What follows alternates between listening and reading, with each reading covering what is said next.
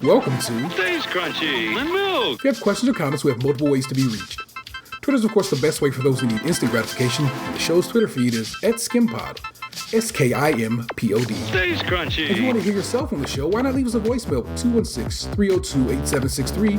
That's 216-302-8POD. Stays For the Crunchy. more patient amongst you, the email address for the show is podcast@stayscrunchyandmilk.com. Crunchy again being spelled with a K. We're available via Apple Podcasts, Stitcher Radio, TuneIn Radio, Google Play, Spotify, and of course at the website stayscrunchyandmilk.com. Please rate, review, subscribe, and share the show wherever you can. Stays Crunchy. And if the pockets is feeling extra chunky, you can put in on this and support our Patreon.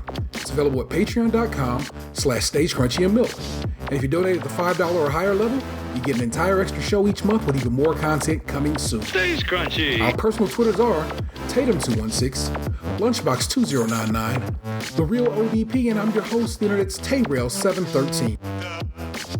By the hairs of my chinny chin chin got many plus plenty. String by string, I think I counts about 20. If you loan me an ear, I'll return it with interest.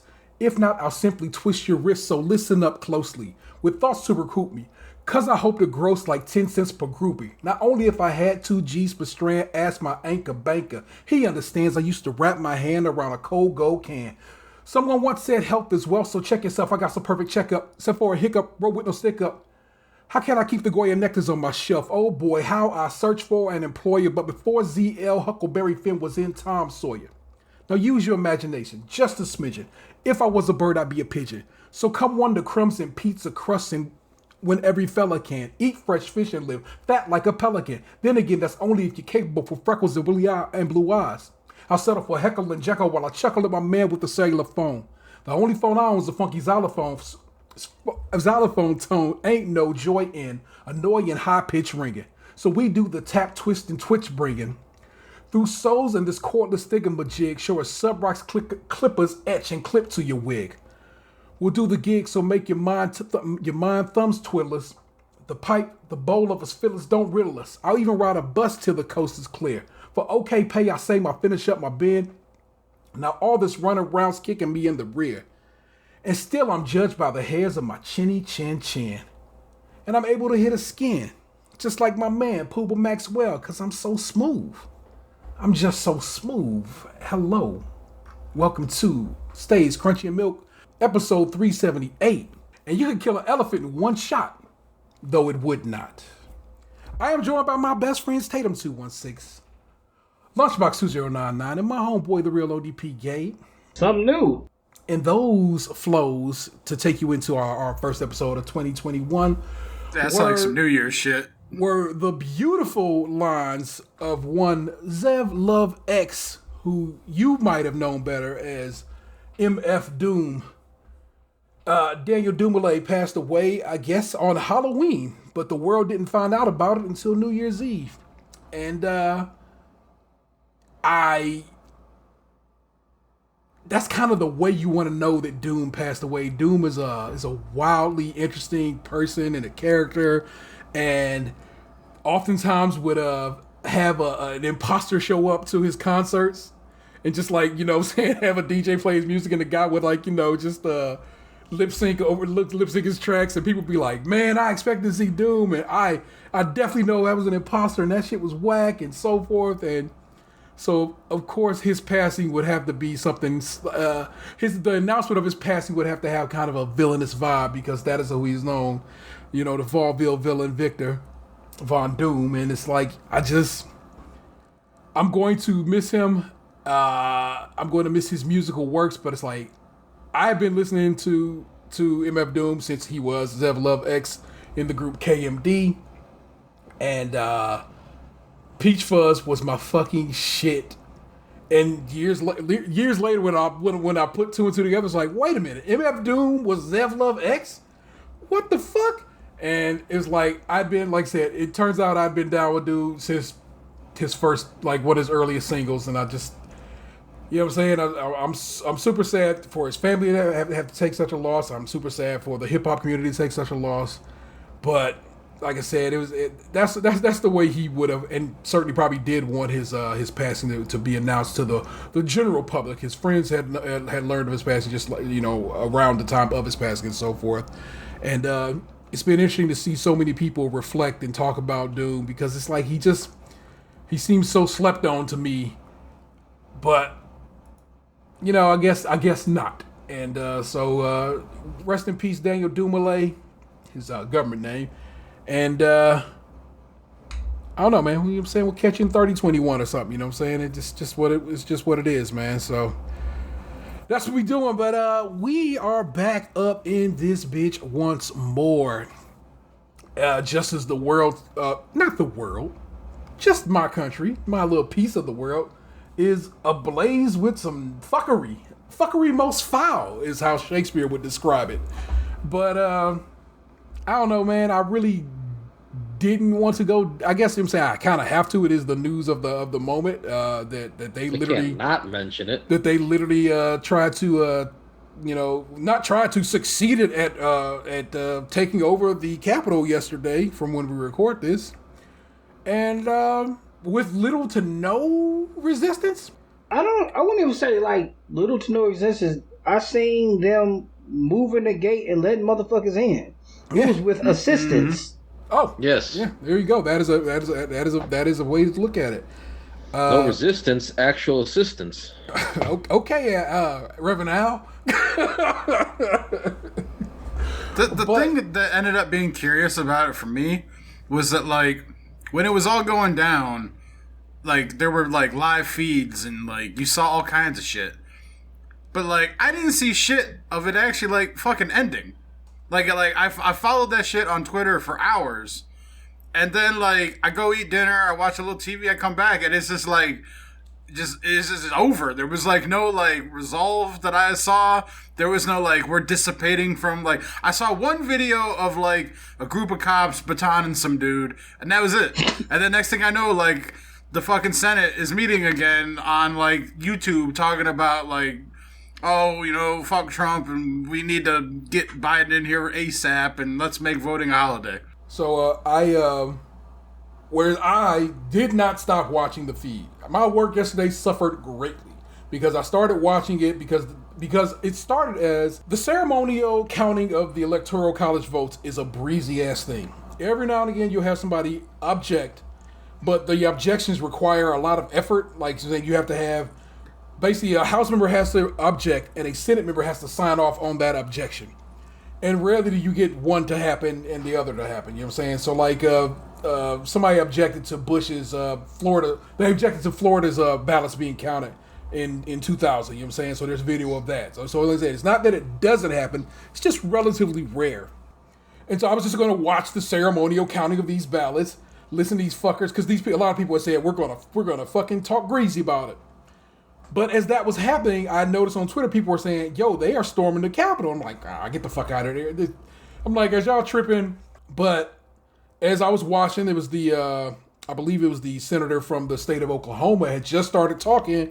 And all of a sudden they was like, you hear the boom, boom, booms. And they was like, okay, we're going to, you hear the gavel bang. And they like, we about to dip the fuck up out of here.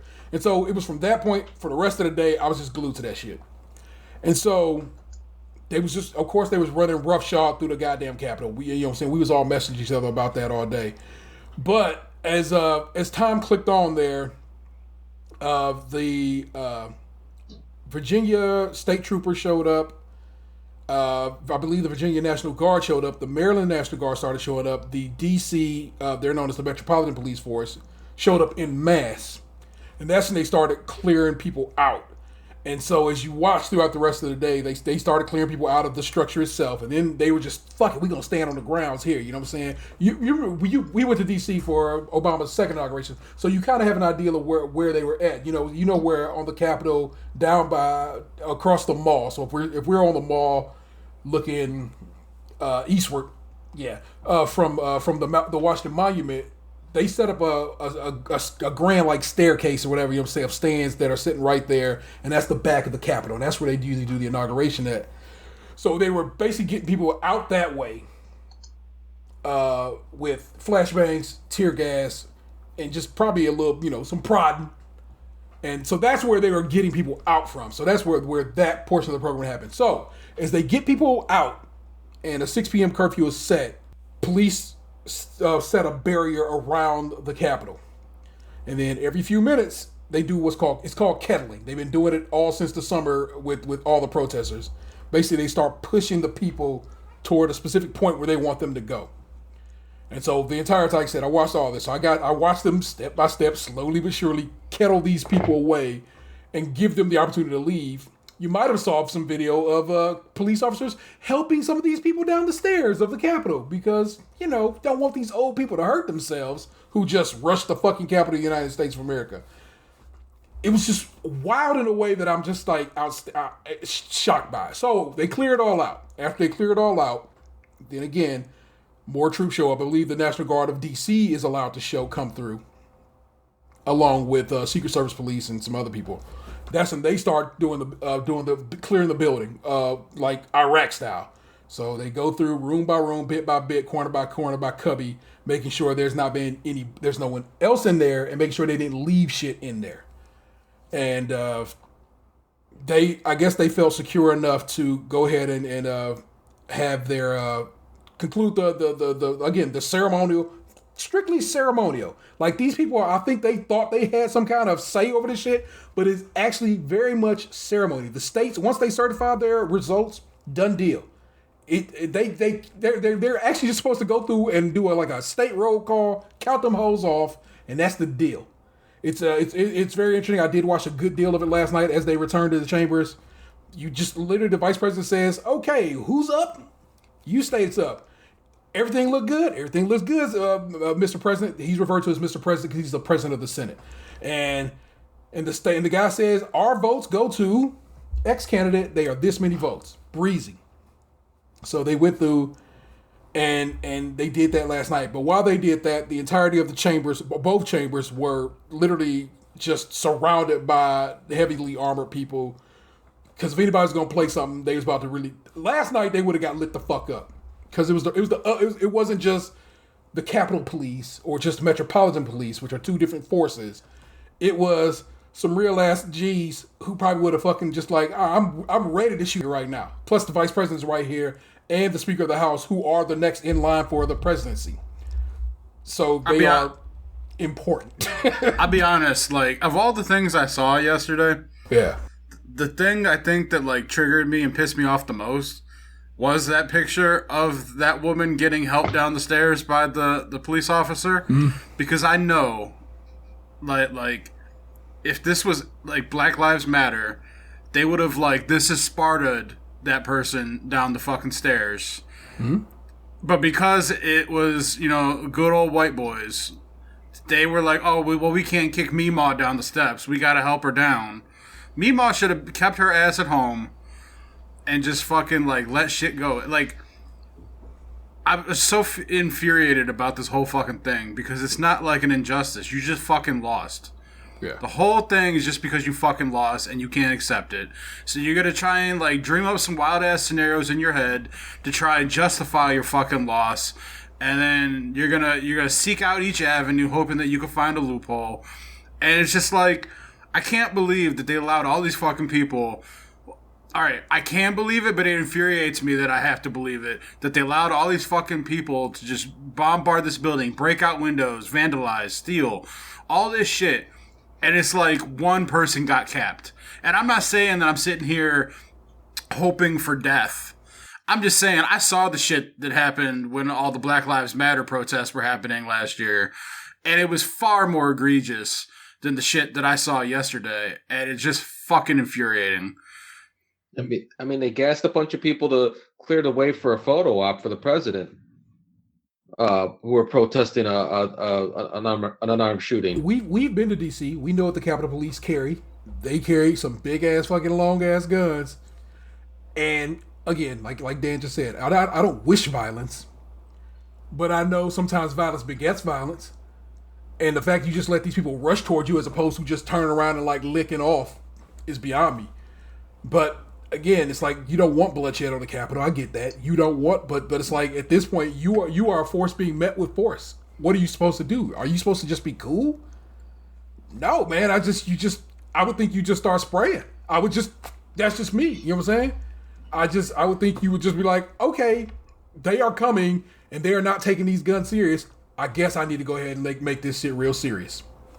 4 people died. 4 people died in total. You know what I'm saying? 1 person got shot. That lady got shot, and 3 other people died of basically. They say health-related issues, so they could have had COVID. They could have had a heart attack from all the action. They just call it health-related issues. So in reality, this led to, 4 deaths, but in reality, it led to a death. And the Capitol being basically ransacked for the first time since the goddamn War of 1812. And the whole thing about it, I guess some people could say that, this is the way that police should handle situations, not violently, and it was de-escalated, and people went on their merry way, yada, yada, yada. But it's they only treated it like this because, I saw 1 black dude in any picture yesterday. It was all dusty-ass white people. And I say dusty-ass because I saw some motherfuckers that looked like they hadn't showered.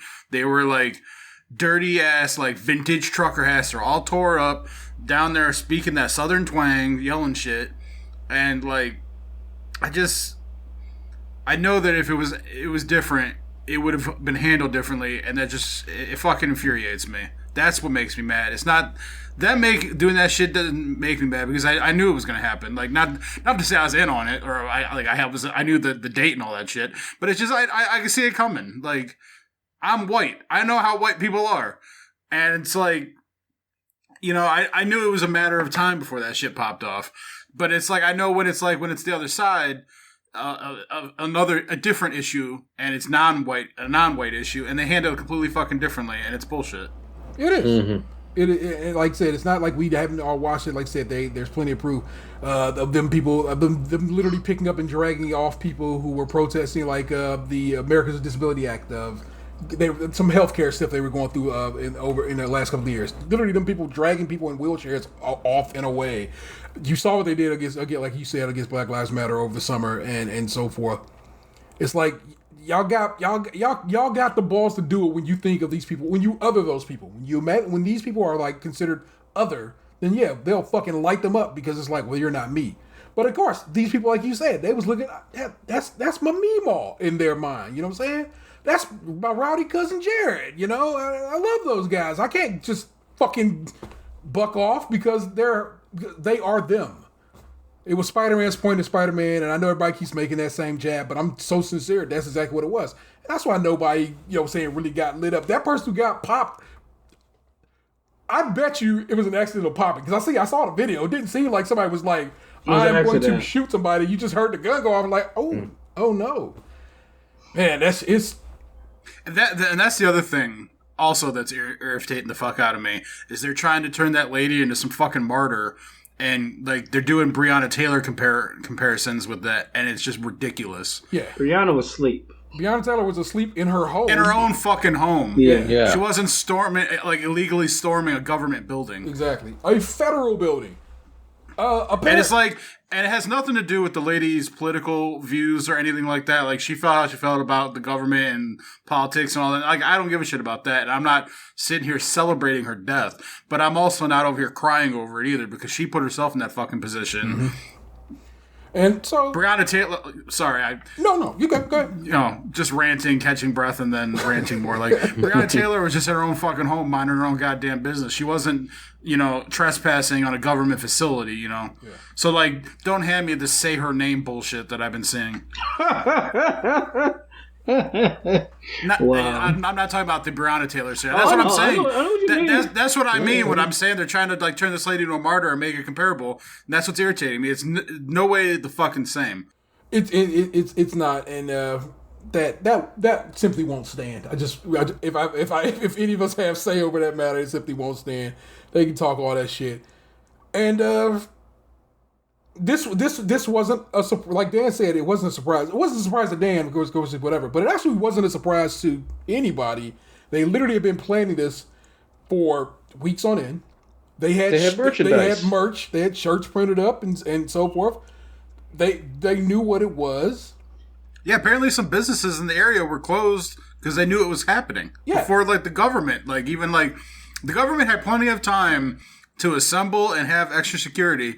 And they failed to do so. Correct. Apparently, Chuck Schumer, the incoming majority leader of the Senate, said the Senate the Senate Sergeant at Arms, if he is not gone already, will be fired by him. He said that's because that's the guy who runs the Capitol Police. Basically, that's the guy in charge. And he's like, if you would, the chief of that particular operations police.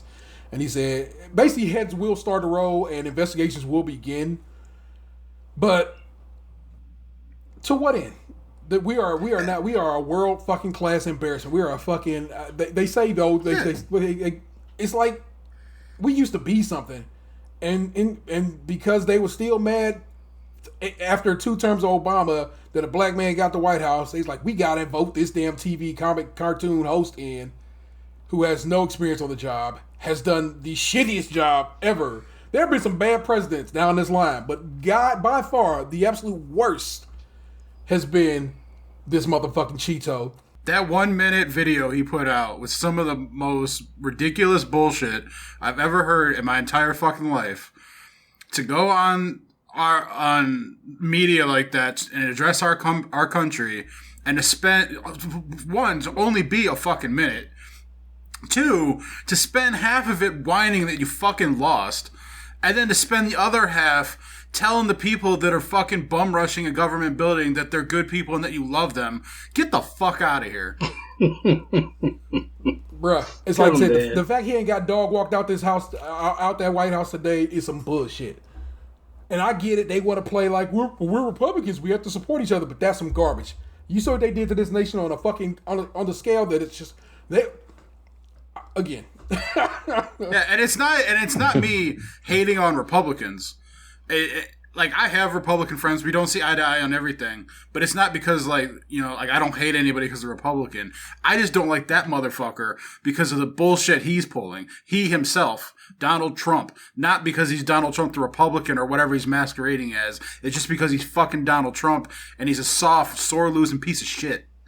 Well, like I said, his cabinet has to be the people, so it has to be the vice president and others in his cabinet who are indeed Republicans to fucking 25th Amendment his ass about the office. And they refuse to do so because, of course, that would be seen as going against their party. That is literally why they're not doing it.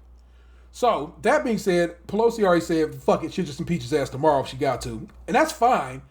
I don't care. It'll get you nowhere because you have to impeachment, then you still have to go to the Senate and trial and all that bullshit. It's not going to happen in 2 weeks before he has to get the fuck up out of there. But now you got to worry what's about to happen toward the inauguration day. What's going to go on? Can you be impeached after you're out of the office? No, because but he can just be arrested. It's just old school. I was only asking because I know the whole people my friends were like, well, what's the point of impeachment if he's out in 2 weeks? So I'm like, well, if they impeach him, he can't ever come back. Yeah. So he can't live for another 4 years and then try and run again. Yeah, if he is impeached and indeed convicted by the Senate there afterwards, he can never run for federal office again. And that's not what he wants to do. What he wants to do is start some kind of Fox News-esque thing when he leaves office and say, come follow me over here and I can make all this money. It's like, that's why it should be bothering all these people. This is just a grift. He is a fucking con man. Always has been. He already remains one. He already got a free $170 million out of the people, so. And pretty much. Yeah, bro. It's just like you said, he's a fucking trash pile of a human being. What I'd like to be talking about, what I'd like to be celebrating is that via the work of Stacey Abrams and other people on the ground in Georgia, they managed to flip 2 fucking red seats to blue in a very red state that is slowly becoming a purple state, leaning toward a blue state. And because of that, the Democrats, in my life, I am a Democrat, I'm a lifelong Democrat, have taken back the Senate. We have the House and we have the White House. And I think that could mean good things could happen going forward. But I have to worry now that maybe not. Because maybe there's more of these lunatics who are planning to do more shit. Like I said, these people didn't go in there masked up or hiding their identities or anything like that. They went in there showing off who they was. Somebody made a joke on Twitter or something like that. It was like, these people basically went in with their work ID showing. They don't care because they weren't scared. They weren't worried. Did. Like I saw one a couple hours ago. Like his work fired him and they pinned the tweet that they fired him because he was pictured in the raid with his fucking work badge hanging on his chest. I thought that was a joke. I didn't realize that was No, because Jamil Hill realized that it was her insurance agency that like does her shit that dude worked for. So she tweeted out that she was looking for a new insurance company because of that motherfucker. So like I clicked on their page, and apparently they fired him this morning, and they pinned the tweet at the top of their page that they fired that dude. And I guess he's like a lawyer and shit too. No. That's another part. So yeah, of course, like you said, you heard people with a southern twang. Of course, yeah, there were some good old boys down there. But was also there lawyers, pharmacists, doctors, people who Air Force people apparently, or whatever she was. Yeah, Cops. Yeah, so it's like Elected officials. Yeah, that dude from West Virginia and that dude from Pennsylvania. So it's like it's not just that it was just a bunch of crazy rah good old boys. These are people who, you know what I'm saying, educated and so forth and so on. Not to say these country boys weren't educated, but you know the standards by which we judge things. You know what I'm saying? Were there, and just like I said, like shit sweet. It's just like I'm all right. Like we fully established over 378 episodes now that I'm white, but like I'm not like would be in the act of committing a crime and not doing everything I could to hide my identity white. Like, but see, that's the thing. They don't feel like it's a crime. It's like I'm looking at these pictures and it's like the dude holding the podium cheesing. It's like everyone can see you, dude. Mm-hmm. Like, but then it's like in the back of my mind, I know it's like he'll get a little slap on the wrist somewhere. He might lose this job, but then he's just gonna go get hired someplace else. He's never gonna get fucking arrested. Like nothing's gonna happen to these people. Or he can become a millionaire by doing a GoFundMe. Yeah. Or at least nothing that like can't be easily remedied within a couple of months. So what will come of this is let's say the FBI straight up and down just starts arresting people tomorrow for this. If they are known or whatever known entities, the president will pardon them. He's already been pardoning people left and right because he don't give a fuck. He's talking about trying to pardon himself just in case. He wants to see if he can issue a self-pardon. And it's going to end up going before the Supreme Court, and what's going to end up happening is they're going to say, well, we don't got a law against that, so therefore we can't do anything about it. So he will be able to self-pardon himself, and then we'll write a law about saying that you can't do that. I'm telling you, man, this is just fucked up. It's fucked up beyond belief, and they know it. And like I said, I guess they talked to DeWine last night, was like, bro, you feel good about supporting this dude? He goes, yeah, I feel fine about it. Because he feels fine about it. Because they feel fine about it. They just, like I said, this is why we clown on the Karens of the world and the so forth of the world, because they do get away with this. This happens all the time. They get away with it. And like I said, there will be no repercussions. Rare repercussions. Maybe they'll lose a job. Maybe. And in this case, I think I know of two people who lost jobs. Somebody got fired from a Toyota dealership, but he got fired for fucking up somebody in LA. You know what I'm saying? There was some kind of protest riot situation out in Los Angeles that happened, and that's why he got fired. But I don't know, man. I can't. I'm astounded, but not, because like I said, I've been expecting this whole time. Like I said, I knew it was coming. In fact, it has happened before because it happened in Charlottesville. You notice people ran over people in Charlottesville without a give a fuck, without a single care in the world.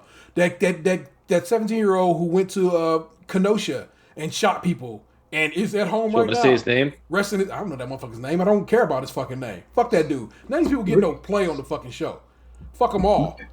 Ricky Schroeder got him out of jail. I won't be saying their name. That's the fucking point. Yeah, he at home sleeping comfortably in his bed right now. You know what I'm saying? Whereas other people who were arrested during protests and so forth and so on have a record, might be doing a long time right now. Because they do get away with it. They get taken to McDonald's and Burger King after they commit these atrocities. Whereas I could literally be protesting, just walking along and catch one tomorrow. Catch one. You know what I'm saying? Lose an eye to a rubber bullet that apparently they don't have much of right now. You know what I'm saying? Must be low on rubber bullet stock. Like I said, they didn't have to light the motherfuckers up like I wanted them to light the motherfuckers up, but they could have just, you know what I'm saying? Tear gas, rubber bullets, all the things that they use against just standard protesters that they seem to have a plenty of until yesterday. They broke into the fucking Capitol, bruh, and just walked around on the fucking House and Senate floors, laid on people's desks like shit was sweet. Not even just that, but what about like confidential information?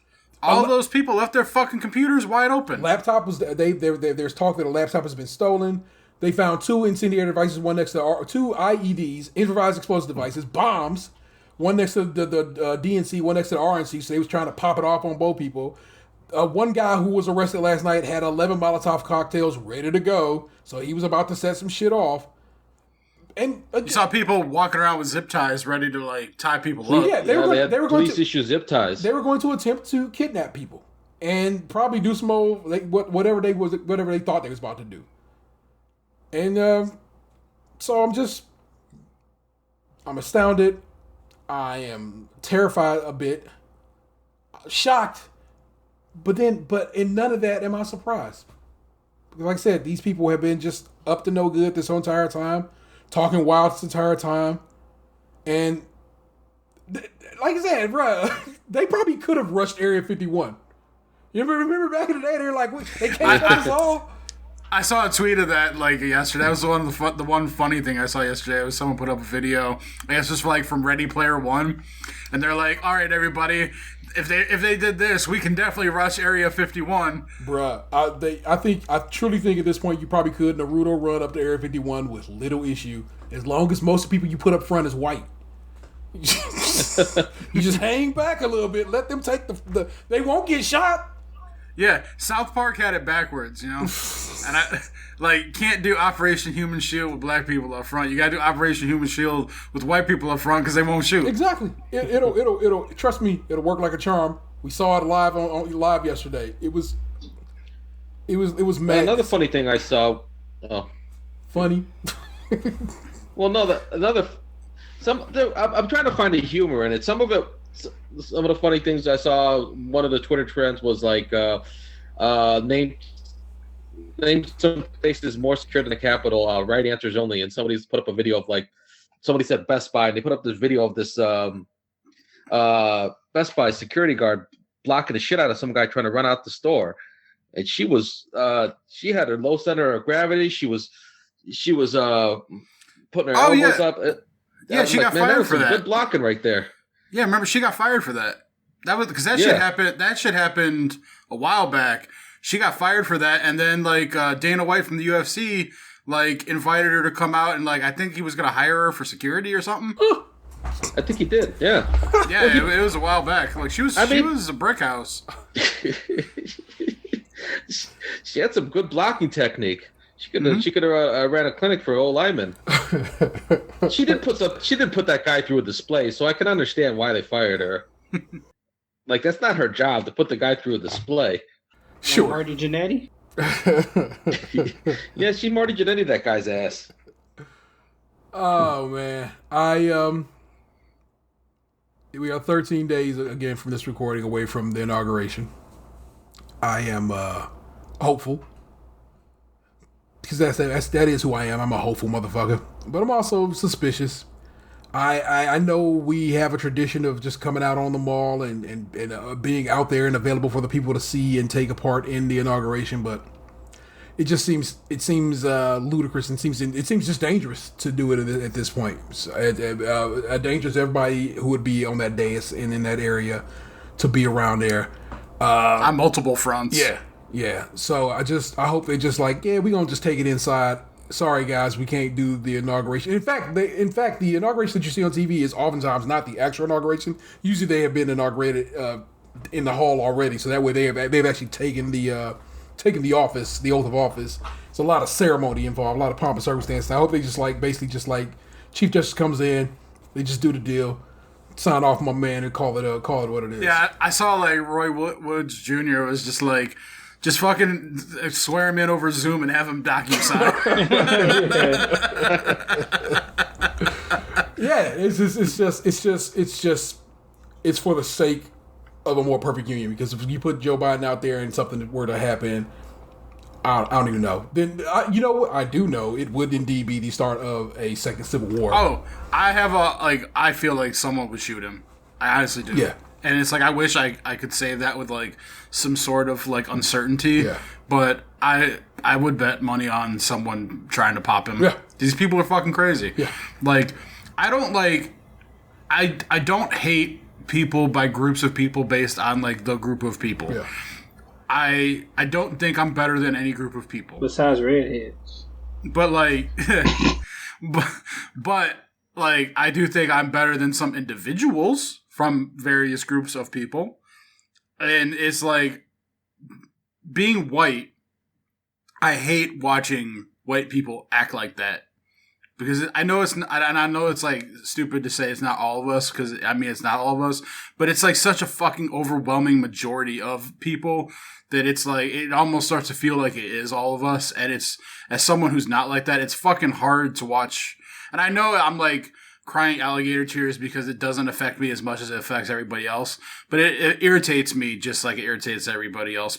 I know not the same ways, but it's just like watching people doing insane shit, and it's like they feel completely justified, and sitting here and having no idea why the fuck they think that they're justified in acting like that, and not being able to like talk anyone out of it is just, it's so frustrating. Yeah, I mean, it's a bad feeling to when you know people could and should know better.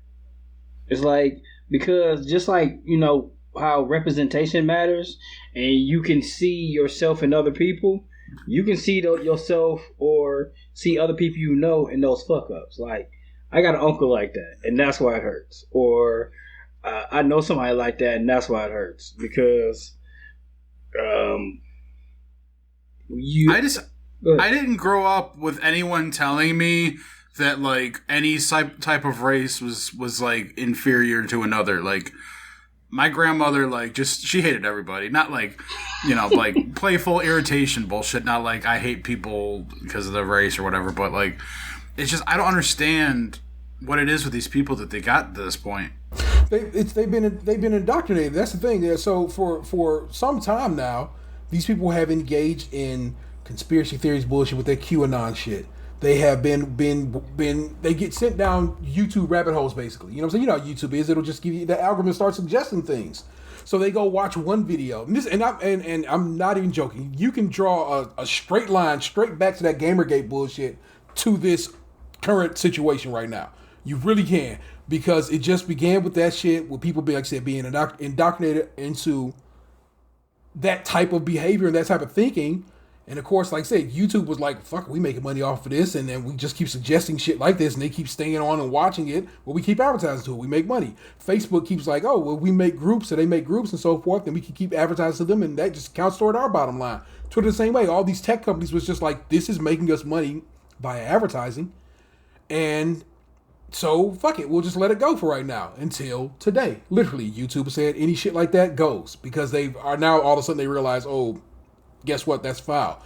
Facebook blocks Trump and said he ain't getting his account back until he's out of office. Twitter, I don't know if he got back his Twitter today. I truly don't know, and actually don't give a fuck. Yeah, I have him blocked. I don't know. Yeah, I've had him. I have him blocked too. I've had him blocked since 2015. It's actually I've actually had him blocked since before then, but I think I've had him blocked for 2 years now, but that's just because I got tired. I never followed him, but I got tired of everyone else tweeting him into my timeline. Yeah. So I blocked him, and then I set a filter so that any tweet with the word Trump didn't show up. Yep, all the time it says, this, you can't see this tweet because it contains words you blocked. I'm like, good on past me for doing it right. And like I said, and these companies all of a sudden was like, oh, you know what? This is fucked up. Well, it's been fucked this whole time. You've been told over and over again it's fucked up this whole time, but did nothing about it until you saw how fucked up it is. Because again, yesterday they decided to, and again, no surprises, Charlottesville, the Michigan capital where they, you know what I'm saying, and hell, the Ohio capital where they were rushing and beating on the glass like fucking zombies, where they were setting up, where they made a plan that they were going to try to kidnap Governor DeWine. No, Governor Big Gretch from up in Michigan. Oh, yeah. And like I said, apparently they were rushing the Kansas capital yesterday at some point. So it's like these people been told you they would do this shit. They've been doing this shit, and yesterday they just said we taking it all the way to the top. Yeah, I think like.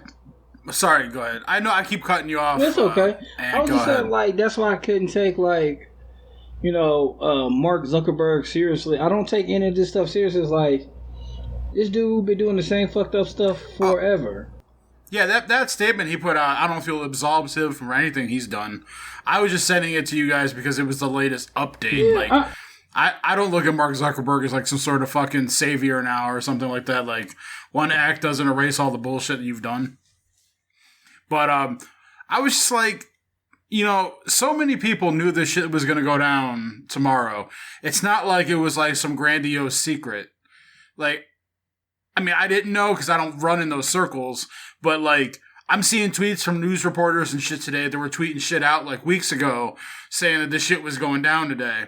And it's like, if all these random ass people know this shit, how is like the FBI not fucking like hip? Like they track all kinds of shit. They're probably listening to us right now. Right. And it's like, you can find some sort of like bomb expert in the middle of Iowa in a farmhouse, but you can't track 10,000 dusty rednecks planning a spree in Washington along with their lawyer buddies and their doctors and their vets and their librarians and grandmas. It is because there was a task force, again, that was formed during the Obama administration to monitor white supremacist activities that was taken apart almost immediately when Trump got in office. Day one. So the people who literally focus on just that were basically told, go do some other shit right now.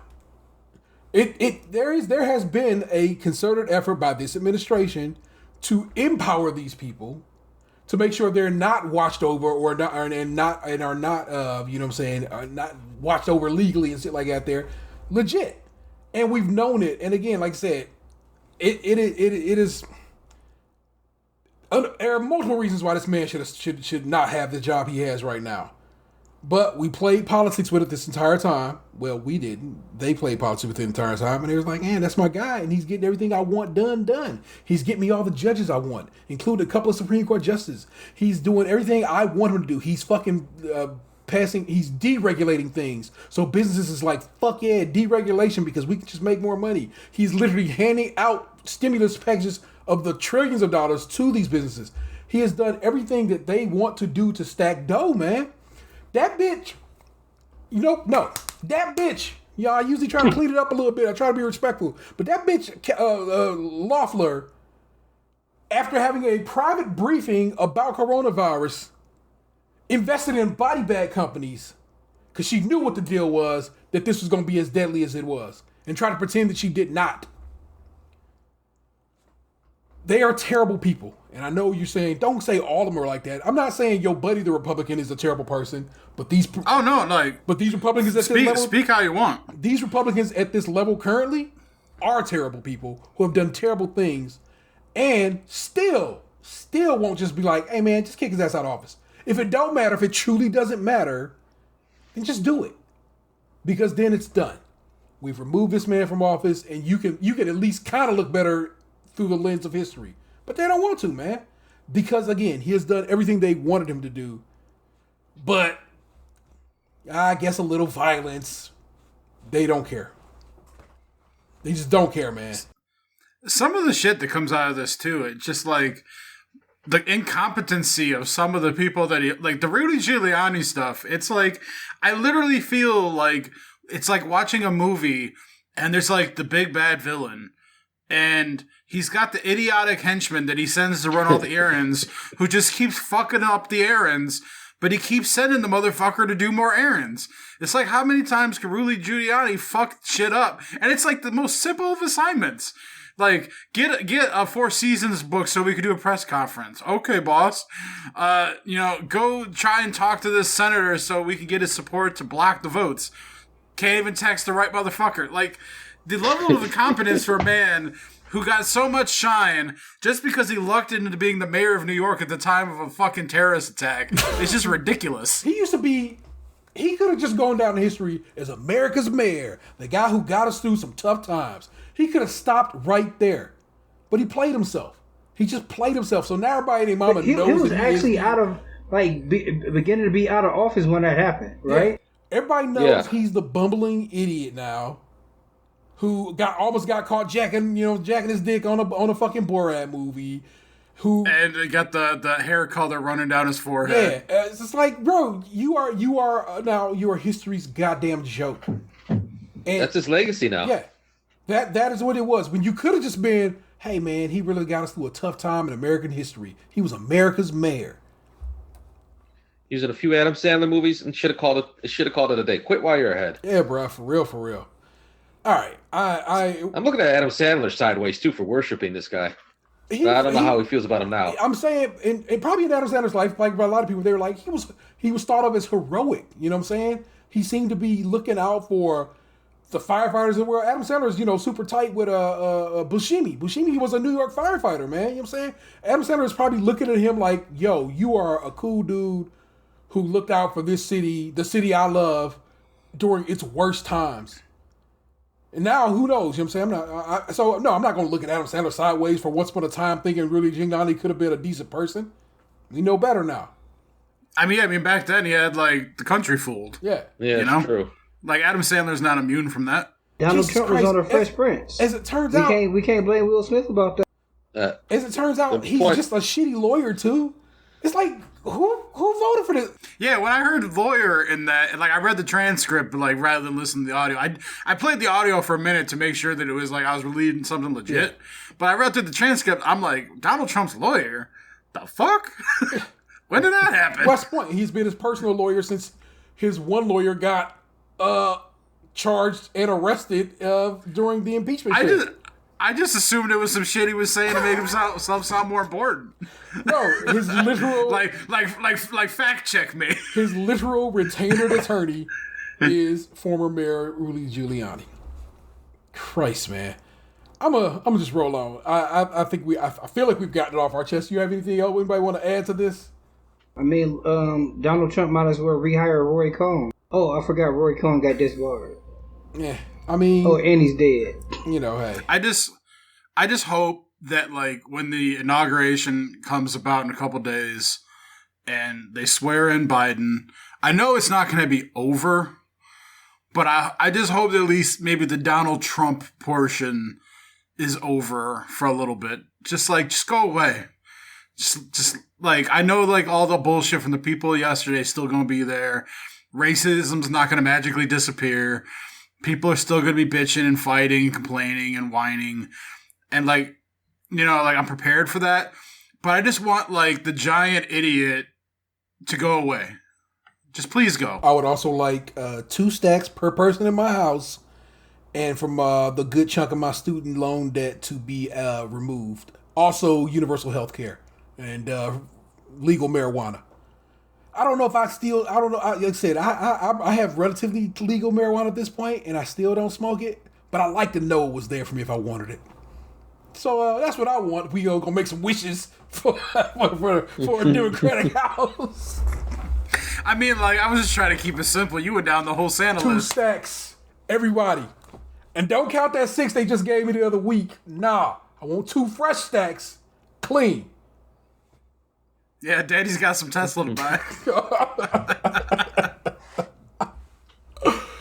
Governor Mike DeWine lays out details for 1B coronavirus vaccinations, announces doctors, local health departments, hospitals, pharmacies, and others will give shots. This is from over at Cleveland.com. Laura Hancock is the writer. Local emergency management agencies in each Ohio county will soon hold press conferences announcing how vaccines will be available in their counties, Governor Mike DeWine announced Thursday. And Ohioans will receive vaccines from physicians, local health departments, hospitals, federally qualified health centers, retail pharmacies, and in-home health service providers. DeWine for the first time announced in detail a plan for the distribution of vaccines in subsequent groups beyond the current 1A group, which is made up of healthcare providers, residents of nursing, and other congregate homes. The 1A group is finishing up. Next will be the 1B group, made up of school workers and older Ohioans. On Wednesday and Thursday of next week, the local emergency management agencies will hold the press conferences with the details of how people will get them. DeWine told Ohioans to pay attention to their local newspapers, which don't exist, news websites, and radio and television stations for details. Some providers may require appointments, DeWine said. Some will have drive-up clinics, drive-thrus. Some will have walk-in, walk-up clinics. So some of you will have to make reservations. Some of you will not. Are they gonna just blow dart people in the neck at CVS? Also, next Thursday, the state will have details about who is eligible on a given day and the locations of providers in each county at coronavirus.ohio.gov.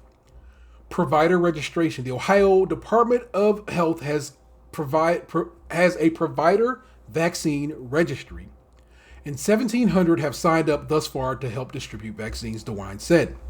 Not all of them will immediately begin giving shots, however, because at this point, Ohio doesn't have enough, he said.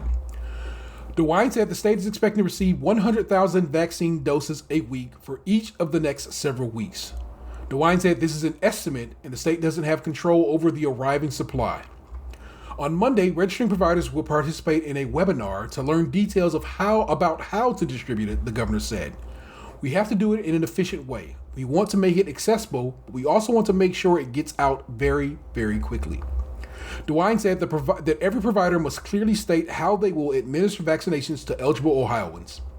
On Tuesday, providers who are selected to begin vaccinations in the first week of 1B will be notified.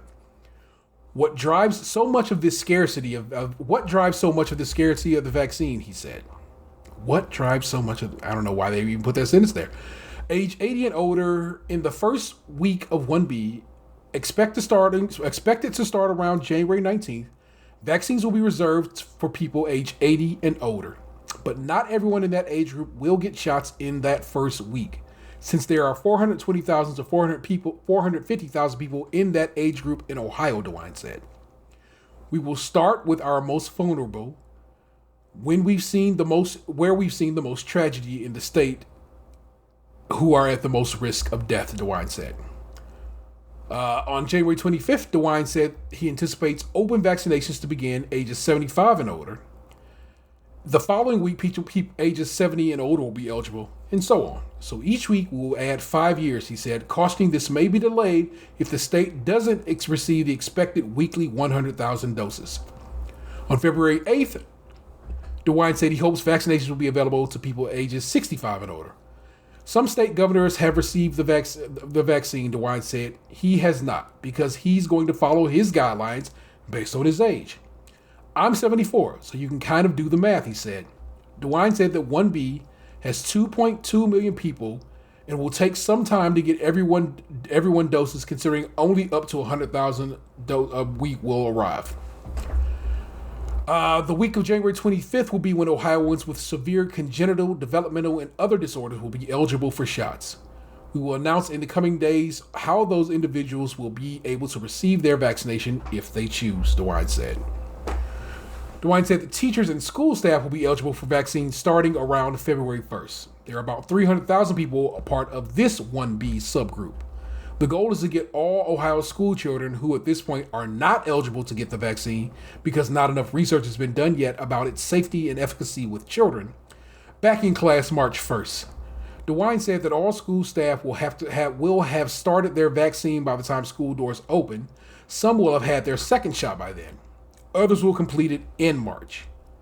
Dr. Bruce Vanderhoff, the Ohio Department of Health medical director, said that after the first shot, people receive significant immunity. The Pfizer vaccine is 95% effective, and the Moderna vaccine is 94.1% effective. But those percentages will only be achieved if everyone gets the second shot, he added. I am glad that we seem to have finally kind of got our ducks in a row here for this. It was a little wild at first, but I mean, you know what we have under this current administration. So it's wild. This is kind of, expected. I would like to say something that my mother told me about. So my mother's been a pharmacist for years and years. She recently retired. She was saying that like the Pfizer, like it has to be at a certain temperature. A wildly cold temperature. A temperature so cold that they need special refrigerators. When the Moderna one does not have to. Yeah, the Moderna one can actually just be stored in your regular old household freezer. So with that being said, it's like wasn't some already tampered with with the Pfizer one? In I believe it was Wisconsin, a pharmacist who did not believe that believe in the vaccine left the vaccine out. Basically fucking up 500 doses of vaccine. Not only did he leave it out, but then that vaccine was given out to people. Oh. And so he has since not only been fired, but he's also been arrested. I don't know what they're going to charge him with, but he didn't believe, and he's criminal mischief. He's another one of those conspiracy QAnon guys who doesn't believe that the vaccine is real and or effective, and thusly would not accept it, and said that's why he did that. So, scum of the earth type bullshit. Real trash type shit. But let me give you something fun, a nice little happy-go-lucky story. At least for me. I don't know how y'all gonna get, but I'm pretty pumped about this. This from the good. I like happy-go-lucky. This from the good people over at AITA. Jaya Saxena wrote this. I got this story. I barely knew her. I got this story from my homeboy Seth Macy, and I am pumped. Viennetta, the fanciest dessert of the '90s, is back. What? The height of sophistication in the freezer aisle is returning after 30 years. Man, I used to want some of that so bad when I was we gonna talk. We gonna talk. One of the joys of becoming an adult is realizing that foods you as a child thought were reserved for billionaires, Ferrero Rocher chocolates, a Hershey's Symphony bar, and big brand cereal are just things you can buy at your local grocery store. But the Viennetta dessert, a layered ice cream cake that looks like the ruff of a debauched Elizabethan count, was discontinued by the time many of us were old enough to have our own bank accounts. What were we supposed to fill our crystal coupe glasses with? Champagne? Fret not, because nostalgia is a hell of a profit opportunity. Good Humor announced that after 30 years, the beloved Viennetta is returning to the dessert aisle freezers, along with a ton of other new frozen items. For now, it'll only be available in vanilla, though chocolate, mint, and pistachio versions have been available over the years. No partnerships with KFC or Pizza Hut, which originally carried the dessert on their menus, have been announced. I didn't know that was a thing. Still, is there anything so luxurious as a Viennetta? It had an impossible texture, like cold fluff or maybe sweet memory foam. And watching a video of how the perfect ice cream waves are made remains mesmerizing. And as our federal government has basically said, let them eat cake about ongoing support in the pandemic, well, let us eat Viennetta, forgive me. Yo, Viennettas was a fucking staple of daytime TV.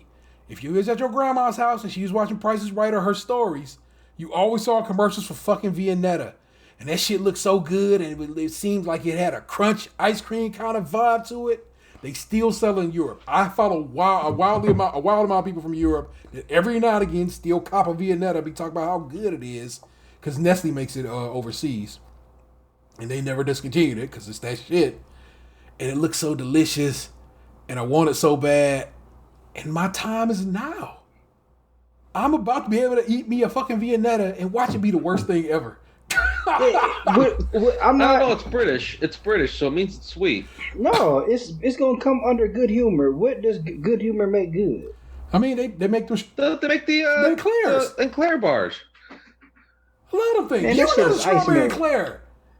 Huh? You love the strawberry eclair on a stick, ice cream on a stick. I like it. Nigga. Do I think it's good? No.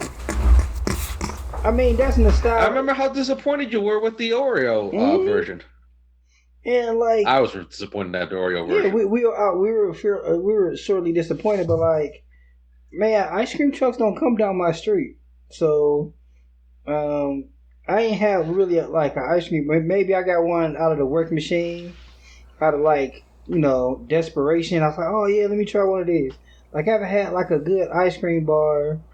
Like a strawberry shortcake in years. Like that nasty, the strawberry center of those, that ice milk. No way, bro. I'm good. I'm not excited about Viennetta, but if they're bringing stuff back, let's talk about things we miss. Well, we've talked about that on the show before, but like maybe this is one step closer to Smurfberry Crunch and the Ninja Turtle cereal with the bowl. So. Speaking of bringing stuff back, recently got the 3D Doritos. So they're not ranch and nacho. What are they? They are, what is it, spicy something shit? Yeah, it was spicy. My kid was just like, my son was like extra pumped because like I showed him a picture of it. He was like, man, this shit's spicy, man. I want this. I was like, I'm sorry. But then my other son was like, this spicy. I was like, my fault. Them bitches just sitting in on the snack rack. Did you get the oatmeal cream pie cereal? Come on, man. Super trash. Oh no! Super trash. Oh no! Super trash. Super trash. I was so excited for that. I love Oreo oatmeal cream pie. Sour Patch cereal trash. Worse, because I didn't mind the Sour Patch cereal, so I'm like the outlier on that. But it tastes so bad. It don't taste good at all. So my I should not be girlfriend looking ate forward to the coffee exactly creamer. One. With the coffee creamer, it might have a different flavor profile to it. I feel like with a coffee creamer, it's like a better chance of it tasting good, and that's a different brand. It tastes like dog food that's sweeter. It does not taste good. Damn. I'm so sorry. That looks so good. The ideal. It does taste better in milk. Oh, of course. You need the cream portion of this program. But it's not good. It's like... when did I send you the picture, T? I don't even know. Like a week ago. Maybe. I had exactly one bowl. That's it.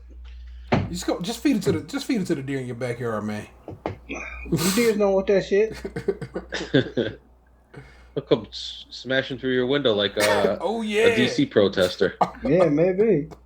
Protester? No, sir. We gonna call rioters and terrorists, and insurrectionists and fucking attempted coup throw is what they are. So yeah, I'm surprised by all this. Men generally love a good cream pie. You talking to the wrong man. I was waiting for someone to make the joke. Oh my god. We got a warm rag at our house. We don't play them games. So, have your kids gotten the concept of trying something and then like not having any more of it as a way to not as a reasonable way to react to something you don't like rather than spit it out or throw it across the room? It's called a no thank you bite. Okay. So they taste it, and if they don't like it, it's like no thank you. It's a total thing at our house. No thank you bites. My youngest didn't like something today. She flung it across the room. And I was like, you could just try it and say, no, I don't want any more of that. Oh. You know what? Before I had kids, I remember my niece. It was some like Gerber macaroni and cheese or something like that. And I'm thinking like, mac and cheese. How bad could it be? That shit was so bad. I was wondering why she wouldn't eat it. She kept spitting it out her mouth. I'm like, it's mac and cheese, and I tried it. No mac, no cheese. It was just dirty pimping. I don't know what it was. It was so disgusting. So when I had kids, and like I made sure like anytime like they had any kind of baby food, I tried it first, and I wouldn't give it to them unless I thought it was at least decent. I would oftentimes, and it's been a long time since I've done this, I would oftentimes season my kids' baby food. I would sprinkle a little season on it, you know what I'm saying? Just a little something to help, because it would help a lot most times. It would help bring the flavor up and out. And there you go. It's like, you know what I'm saying? Like, that's probably why my youngest eats so well now, because they have a very diverse palate. Unlike my son, who was like, I eat chicken nuggets and noodles. And Anthony's way is a good way, though, to get some nipple. Just be like, I got to test drive it before you do, son. So it is a good way. Make sure when you have kids, you're like, hey, I got to taste them titties first. Bring them here. Milk is going bad. But I mean, look, I'm wildly pumped for Viennetta's return. I shouldn't be.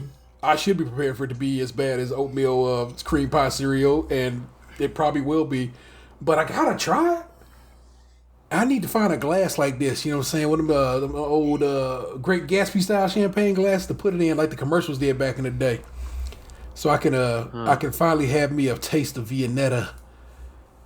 I don't know. Now you gotta get one of those fancy plates and those fancy triangle knives. Even the stuff I liked back in the day, am I still gonna like it? Who knows? It was a whole line of General Mills cereals they did not too long ago. AITA style. It was Golden Grams. I got some on top of my fridge right now. Love me some Golden Grams.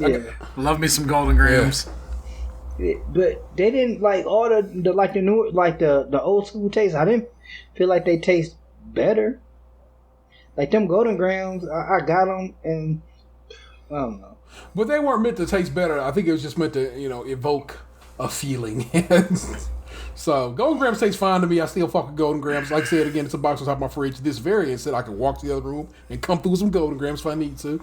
But, I avoid cereal at this point because it's too easy to sit down and just eat a whole box of cereal without trying. Oh, I will pour a bowl and walk away from the explosion kind of guy. You know what I'm saying? But I hear you. Sometimes you can be like, that's enough milk left in that bowl. I can make it happen the second time. Yeah. And then it's like, oh shit, not enough milk. Gotta pour more milk in. Yeah, and then the cycle just keeps repeating. I like the cut. You know what I'm saying? I like the devil's cut of milk. You know what I'm saying? Yeah. Where it's like it's super sweet because it's got all the cereal bits in it. So then just enough. And I'm fucking pissed that the shit that I said on this show years ago about them bottling that fucking milk is now every motherfucker is taking their cereal and turning it into creamer and flavored milk. That was my idea like 7 years ago.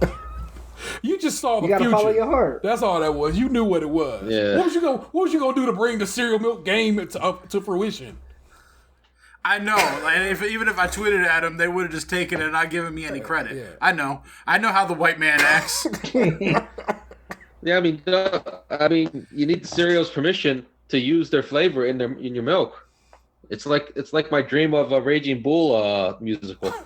I need Scorsese involved. I mean, and I don't know how to write a musical. He'll just said, I don't.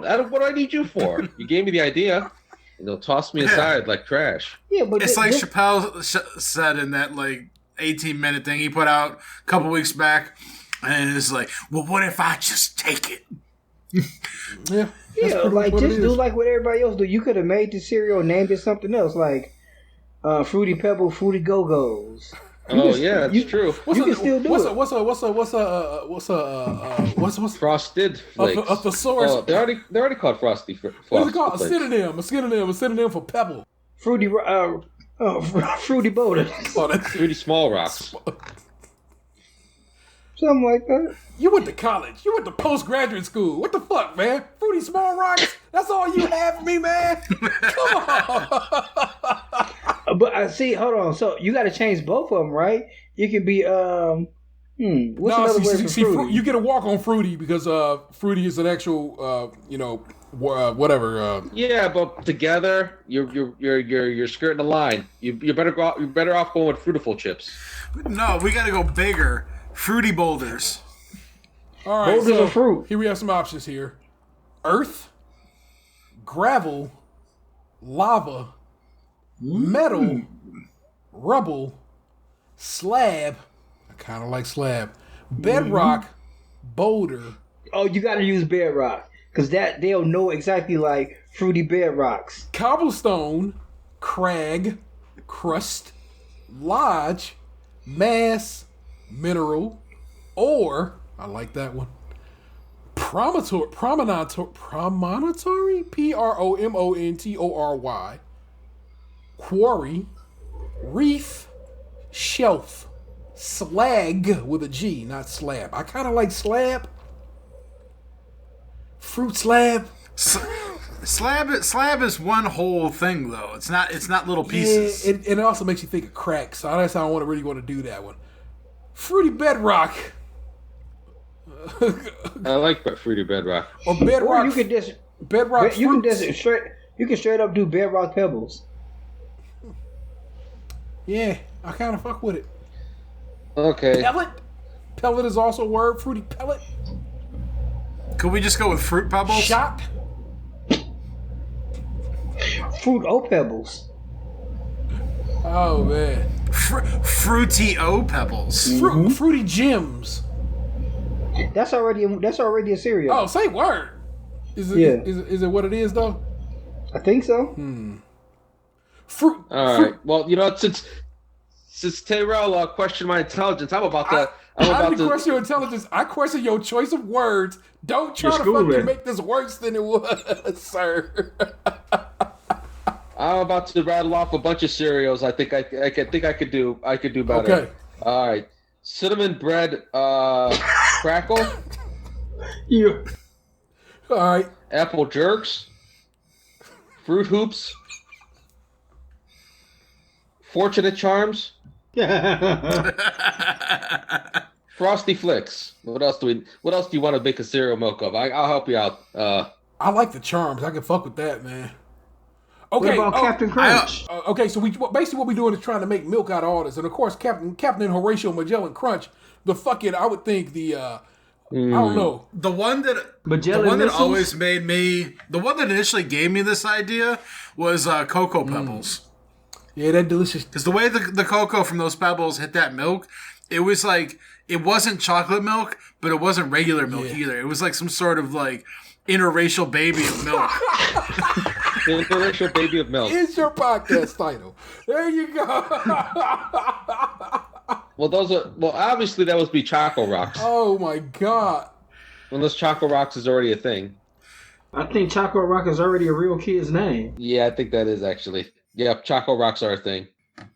They're candy. And so is Fruity Rock. I guess like it makes sense why that like I feel that way because I love me a good mixed woman. Oh my god.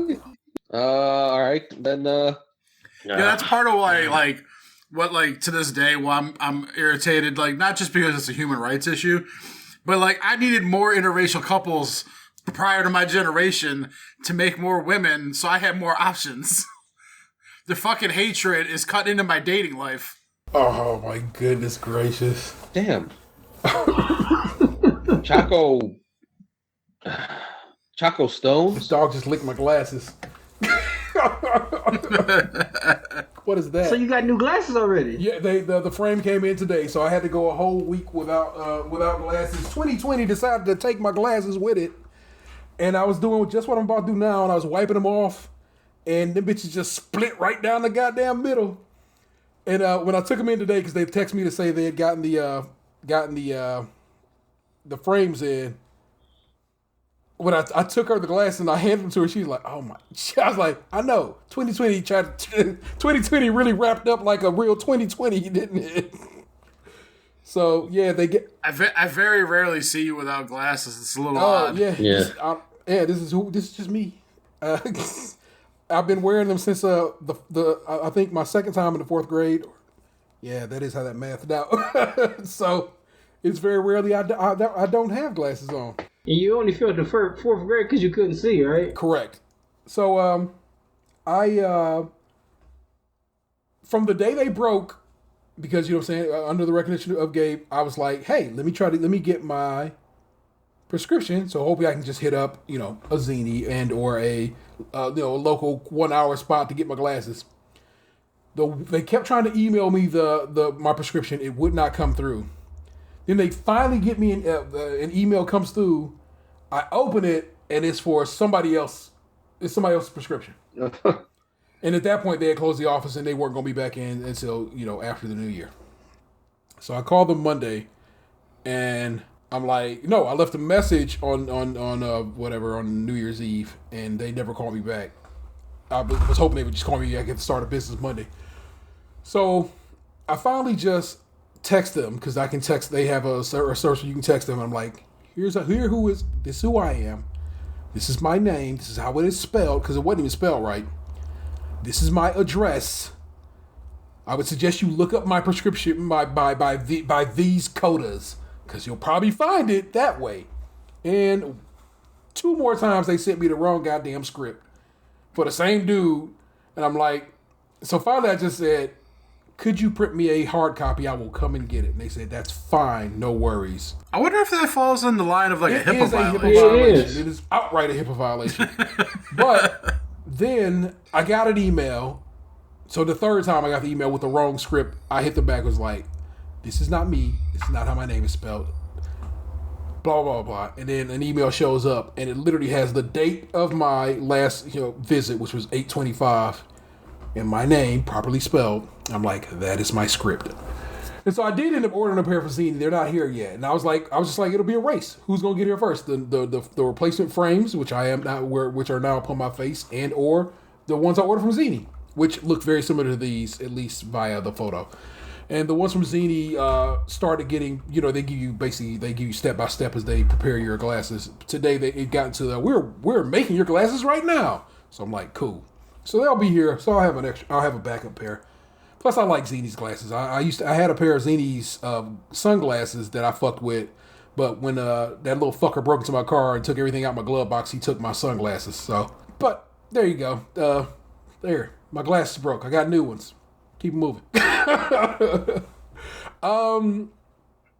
As always, you know what I'm saying? The floor is yours, you know what I'm saying? Any of y'all got anything y'all want to share with the listeners or stories to tell or anything like that there? I kind of got a funny little story / conversation point.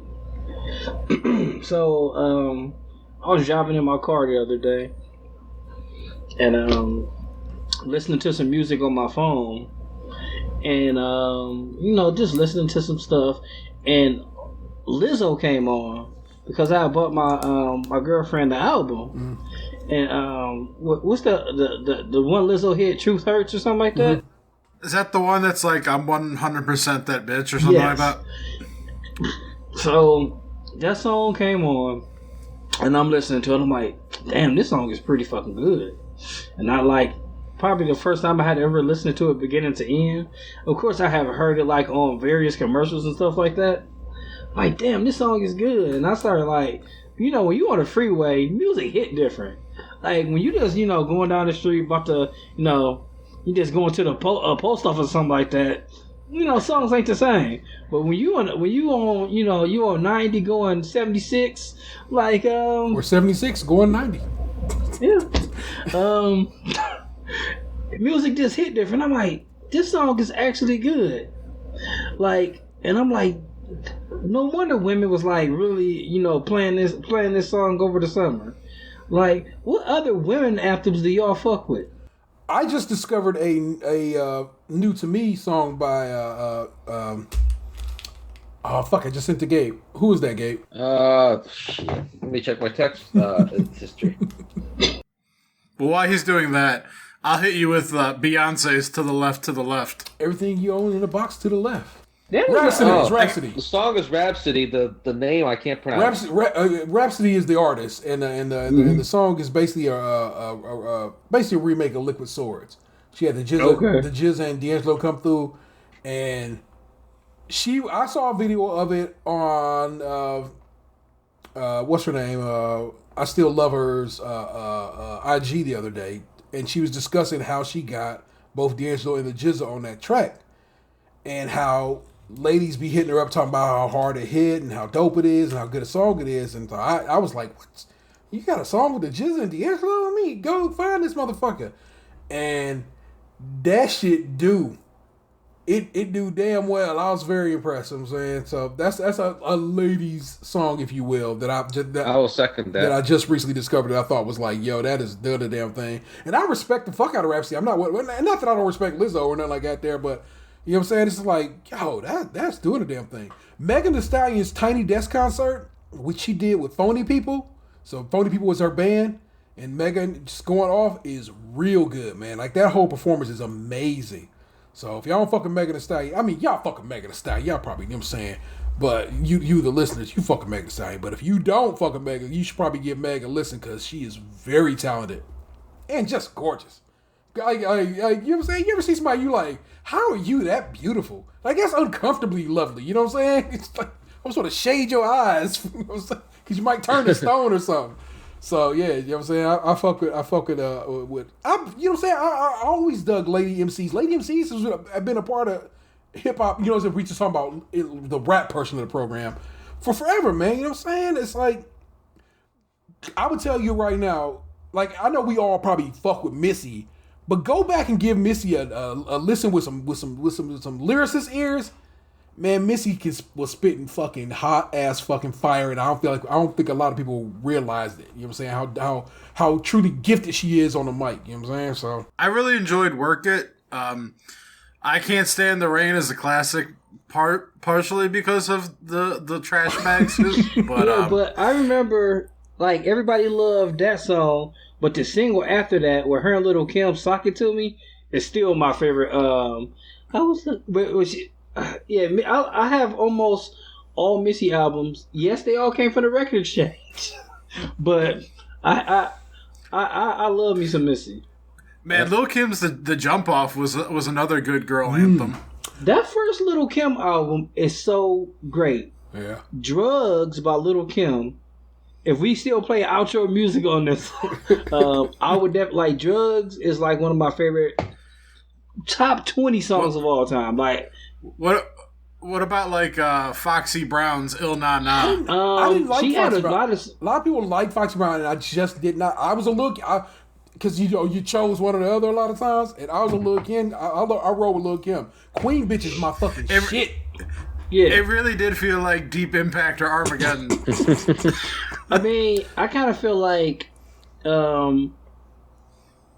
Foxy Brown kind of edged out a little bit for me, but Little Kim has some unforgettable songs. I kind of feel like Little Kim lyrics were better, but Foxy Brown rap presence was better. Okay, I hear But I kind of feel like Little Kim kept going and Foxy Brown kind of fizzled out. Yeah, but yeah, I can hear you. So, I know she turned out to be a phony, but I did like Boss's 2 hits. What made her a phony? she wasn't from the hood. Turns out she was a suburban private school educated person, and I don't think that makes her a phony. Well, no, I'm just quoting what people said about her. Why she her popularity didn't ever take off. Deeper is still one of the dopest tracks of the game. You know what I'm saying? I don't really want to feel like I'm in a daze, so I smoke and kill just to deal with the ill life is fucked up shit. My skills ain't paying bills, so it's fucking with me and my grip. That song is great. I'm a big fan of Recipe of a Hoe. That's my favorite Boss song. Man. I got that I have that on vinyl. If I'm not mistaken, incredible. Dun, dun. Oh my god, that is me going to Discogs to see if I can find that. Holy shit! You can just have mine. Deeper and deeper. What can I do? God, it's such a good sample too. Oh my goodness gracious. But are we talking about women's anthems or songs by women? Because it could be like, for example, one of my songs used to be I Love Me Some Him by Toni Braxton. I ain't gonna be singing that song out loud.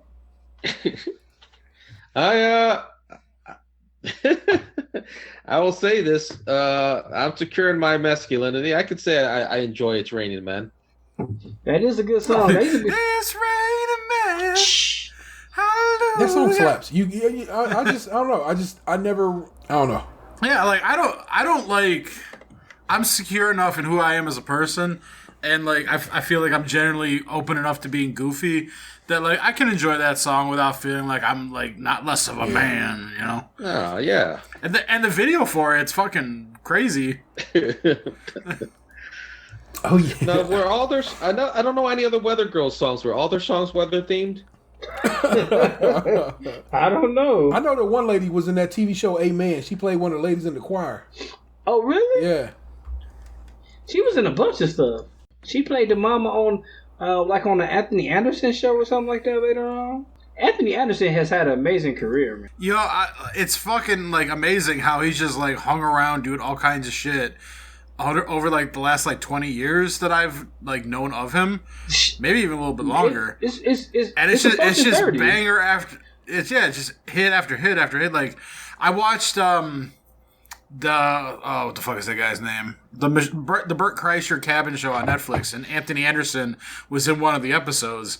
And it was like, I didn't realize that dude's like in his 50s now. That's the thing about getting older, is that like I feel like I get to a point now where like time just kind of stood still. I think it's part of why like I forgot my grandmother's age by like 7 years. Because like time just kind of stands still at some point, even though we're all progressively getting older. So in my mind, Anthony Anderson is still like in his 30s. Yeah, he's like the first time I remember him is I think from Hang Time, where he played Teddy. And that was in the fucking 90s. I was a little kid. Mm-hmm. I'll look it up on internet, movie databases like to be sure. But Hang Time was at least in the late 90s. Yeah, like I remember seeing him like in Harold and Kumar, but like I know he was already like doing shit that I'd seen before that. It's just the only thing I think of off the top of my head. Like I'm pulling up the wiki page now. Oh yeah, he was like on the Bernie Mac show. Like I remember seeing him on there. Me and Myself and Irate, he was one of the kids. Yes. Big Mama's House, he was Nolan. That was 2000. Romeo Must Die. Oh, he was in Life. Yeah. With Eddie Murphy in them. Yeah, like... So like, I saw all that shit. Urban Legends Final Cut. 2 can play that game. Barbershop. Kangaroo Jack. Malibu's Most Wanted. Like, I watched all this shit. Yeah. 94 credits. Hey, a bitch was old a couple weeks ago, and a bitch looked like she could still get it.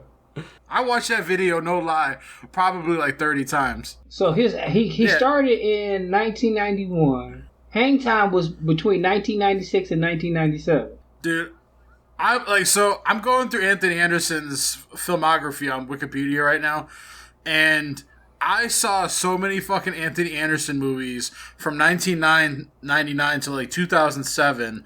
It's fucking ridiculous. Like, I didn't even think about like most of this shit, like Transformers, Scary Movie, Hustle and Flow, Yeah. Barbershop, Agent Cody Banks. Yeah. It's just like, I saw all these movies, and he was in like all of them. And he wasn't just like cameos, like, he was main characters in a lot of this shit. My Baby's Daddy with Method Man. Like, I remember he had a show on Fox for a couple, it got cut off, I think, because of the writer's strike. It was like a New Orleans cop after Hurricane Katrina or something. Well, I like that. I'm not that he was not doing just fine. He was in a barbershop, right? Yep, Yeah, he was in one of them stealing the damn ATM machine. ATM machine, Lord, the M machine. That was a redundancy, and I didn't mean to do that. That's my old black man shit. Oh shit! He did 50 episodes of Law and Order. Really? What? And NYPD Blue too. 2008 to 2010. Wow. Kville was the name of that New Orleans cop show I was talking about. It got 11 episodes. Like the writer's strike killed that. Well, I fuck with and love that Blackish has kind of like, you know what I'm saying, sunk in so deep that he, you know what I'm saying, him and I'm gonna call the nigga Larry Fishburne and of course Tracy Ellis Ross and so forth have done really well with that show, and I dig it, man. Apparently he's done some video game voice work too. 2006, Scarface, The World Is Yours. He was a drug dealer. 2007, Jeff Dam Icon, Troy Dollar. 2012, Diablo 3, Monster Voices. Scarface, a better game than it deserved to be. So I'm just telling you right now, I believe that was a PS2 era game, PS2, GameCube, Xbox era game. Yeah, my brother used to play it all the time when I was still living at my mom's. A better game than it had any right to be. It was like a Grand Theft Auto knockoff. Yeah. So, just want you to know that as a gamer. Yeah, man. Anthony Anderson, like, I didn't look it up, but, like, that dude better have a star on the Walk of Fame because, like, his career has been amazing. Yeah. He should. It's a real fun and funny dude, man. A good actor who is like I said, aged well and does well. So respect due to respect due to legends, and that's just what it is, man. So it's all to the good. Anybody else got anything they want to make sure that they get out here before we hustle and flow on over to other segments? No. The guy in the bathroom stall next to me asked if I was trapped in there. I thought that was weird, but he's like, you shit. He got his star on the Walk of Fame last August. It's like you called that shit. I'm sorry. A guy next to you in the stall asked if you were trapped. Okay, so hold on before you continue. Was there a glory hole involved? No glory hole. Did you check the map to make sure? He could have peeked. And saw I wasn't trapped. No peeking. That violates the honor code of the glory hole. There's your show title. But so I do have to go into work a couple days a week, and sometimes business has to get taken care of. And I come in. The guy who was in there was in the stall next to me. Was there before I got in. And as I'm exiting to clean up, on this guy. Yeah, I'm cleaning up my business here. It's always it's where I feel most vulnerable, so I don't really want to talk to anybody. So oh yeah, no dude wants to get like cornered with his pants around his ankles. Yeah, it's pretty much. So I don't know. Maybe I'm taking too long because I want to be extra clean, and we have this automatic toilet that just keeps going off over and over again because I'm hovering over the toilet to clean up, and I guess it goes off so many times that the guy is like, because I'm trying to be thorough here. I'm gonna take a while. Okay, I'm gonna take my damn time.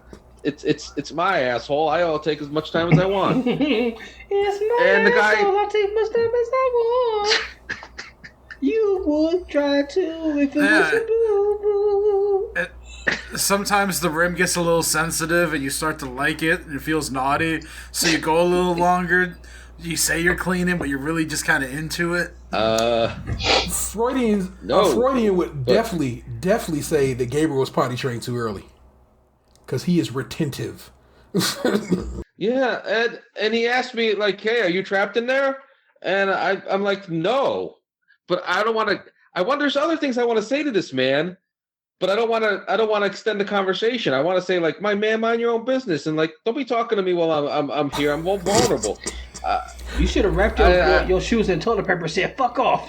That So you can see really your was shoes. a legitimate violation of just the social contract of how we would behave in a bathroom. Yeah, actually, I forgot. I said to him before I said no. I said, "Are you talking to me, man?" And he goes, "Yeah." And I'm like, "No, I'm not trapped." And that was the end of our conversation.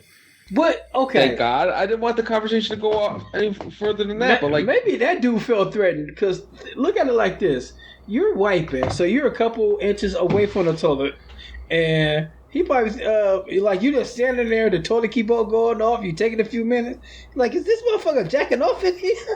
What's going on? You all right? You can't get out? It's just cold. Then let that motherfucker jack off. Long as you ain't Man, giving that I'm not saying I would say anything, but I would at least mumble some shit under my breath. If somebody's standing next to me, I'm dead. I want to finish up too. I'm a shy pooper myself. Yeah. You there standing? I'm like, I'm trying to get the fuck out of here. Why is he just standing there? oh, so maybe you think he was waiting? He was waiting. He was waiting to do his exit. Y'all both in there taking your sweet time, and he like, man, I just want to get out of here. What the fuck is he getting out so I can get out? We're trying to stagger it, and this dude over here wiping his elbows too. I want to be clean, man. That's none of his business. It's not none of his business. I could have said that to him too. Like, hey, man, I just want to be clean here. All right. I feel like next And time you got another couple minutes to wait because I got to go wash my hands, and I'm gonna wash my hands all thorough. I feel like both y'all was teetering line. I didn't breach it. Once he started talking to me, I couldn't ignore him. Yes, you could have. Don't say nothing back. I was just so shocked that I was being talked to. Like, my reaction was like, "You talking to me?" You got to use pimp rules. Keep your eyes on the ground and keep going. I don't think care you if only have another two pimp talking to you. courses You of don't say action. nothing else.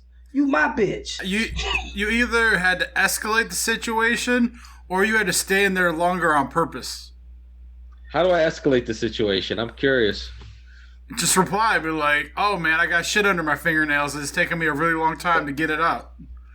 Going nastier is a good. Yeah. It is good, but you just should have not have said nothing. Like, I know, But that's what I'm saying though. The other option of staying in there longer, it requires silence. Just keep letting that motherfucker flush. Just flush. It's not my fault they put in automatic toilets. Yeah, you were standing, like, at some point stand up, and so that he can see your feet, but then you move around. So you're not passed out. You're clearly moving. shoulda did the You're hokey clearly pokey. coherent, and just keep flush. What is? Because what's he going to do? Is he going to yell at you for continuing to flush? It ain't his water that you're running up. I mean, what if I was trapped? Is he gonna save me? I don't know. Do you know who this guy was? No. It didn't work in my department. That sounds like something I would have did. Like, I'd have been pooping in somebody else's department. Shit, you've been pooping in somebody else's office. Yeah. That was my MO. So that was uncomfortable. You should have I didn't care developed for an it. app that tells you where all the public toilets are in your area. Yeah, And rate them by cleanliness. Oh yeah, I told Oh, a Yelp for toilets? Hell yeah. a flush. Yeah, because like I watch these videos where people like do like camping and like they live in their vans and shit like that. Mm-hmm. I was watching one yesterday where this lady, she's like lives in New Mexico, but she said she had to drive to Ohio to have them install a fridge in her van. And so like she was using some app that tells her where she can park. It was on YouTube. Can you send me that link? And I'll be interested in watching that. Yeah, I'll have to pull it out of my library. But yeah, she was using this app that tells her all the like free overnight parking locations. So like she knew what Walmart she could park in and shit like that. So it's like there's apps for all kinds of shit. There's got to be like I know there's apps where like you can mark where you've taken shits, but that'd be crazy if there's like not an app that you could like find public toilets and rate them. It exists. Yeah, They but does exist. multiple versions of you could be the better of those apps. Yeah, I could be the ways of shitting. Yeah, like you could be Anthony's list. Oh my goodness. I love it. Alrighty, well, Box Man, what's been going on in your world, bruh? That you care to share with the listener? It's been a wild couple weeks. We had Christmas and, COVID may or may not have been exposed to people. I went out in public to the chagrin of some people. Others don't care. Some do. It is what it is. We just worry about you. I was fine. If, I know I could theoretically be asymptomatic. But, hey, all right, so I guess we'll get into it because it is what it is. The fact that I even brought it up means I'm fine talking about it. I don't care. I'm not going to argue about it, but I will present my facts and then we can move on. So, I was with my family on Christmas Eve and Christmas. We spent Christmas Eve at my one sister's house. Then we spent Christmas Day at my other sister's house. And so I was around my family for 2 evenings. 2 days after, well, all right, so that Christmas was on Friday. So Monday, I'm online working, and my sister texted me that her husband had like a little fever going on, so he was going to go get a COVID test. So the next day, she texts me back and says he tested positive for COVID, and that now she also wasn't feeling well, and she had COVID too. So the other people in my family got COVID tests. I didn't get a COVID test because I didn't show any symptoms whatsoever. And no one else in my family showed symptoms whatsoever. So Christmas was on December 25th. The Browns' final home game was on January 3rd. So it was 9 days after I would have been exposed. And I was supposed to go to the game before Christmas happened. My buddies had tickets. And because I went to all the other games with them, they told me that they were going to take me to that game. And that game was important because if the Browns won that game, we were going to break our 18-year playoff drought. So it was an important game. And it's I went to all those other games back in late October, early November. And so the plan all along was for me to go to that game. And I let them know about what had gone down. And I didn't go over to my buddy's house 2 days prior to the football game, even though I was invited over because Ohio State was playing Clemson in the Sugar Bowl, and they were doing a little gathering for that. And I bowed out of that because at that point it would have been 7 days since I may or may not have been exposed. And I had been talking to, it would have been 4 of us going to the game, and I was talking to 2 of them. The one's a doctor, and the other one was the one with the tickets. And the doctor and I talked about it, and it's he told me at most I would only really need 10 days if I was even, if I showed any symptoms of any kind. And the fact that it had been almost 9 days up to that point, and the fact that I didn't have any symptoms at all, and no one else in my family that had gotten tested had tested positive and were showing any symptoms at all. None of the other people that were with them were showing anything. They told me I was fine, but it was ultimately my decision. He already had COVID back in like July, so it's like it wasn't even like he was at risk himself. He didn't care. The guy who had the tickets, he told me that like it was fine if I felt like I couldn't go, but he just needed to know so that he could try and find someone to take my place. So I told him that if it got to Saturday and I felt okay, you know, I would go, because at that point it would have been 9 days the day of the game, and I know like the CDC says 14 days. Like football, it's weird. It's like the NFL. It's like if you are a close contact, you test negative for 5 days, and then it's like they let you play. The NBA, it's like 7 days. My doctor buddy's telling me 10 days. So it's like, I'm just like, fuck it. You know, 9 days, it's almost 10. The doctor's telling me 10. Like, I don't have any symptoms. No one else in my family has any symptoms, just those two. At that point, I'm like, all right, they must have gotten it at his family's house on that Saturday. Like, and at that point, I hadn't been around them anymore. And then, like, when I was around them, I wasn't around them. I was just in the same house, but it wasn't like we were hugging up on each other and shit. So it wasn't like I had constant incubation from them. So I said, fuck it. And I went to the game. Like, I had the mask on the whole time. Like, the stadium spread out, so I wasn't like near a bunch of people. And I know some people aren't going to be happy about that, and it is what it is. But I made the decision, and I made it based on the fact that it was 9 days without any symptoms whatsoever. And ultimately, if I had to make the decision, I would do it all over again the same way I did it. I was fine with my decision, and I had a good time at the game. We won. We're in the playoffs, and I still... tomorrow will be the full 14 days and no COVID signs, so I'm not going to die. That is the hope. Indeed. Yeah. Well, I mean, I'm going to die, but just like, hopefully not like in the next 24 hours.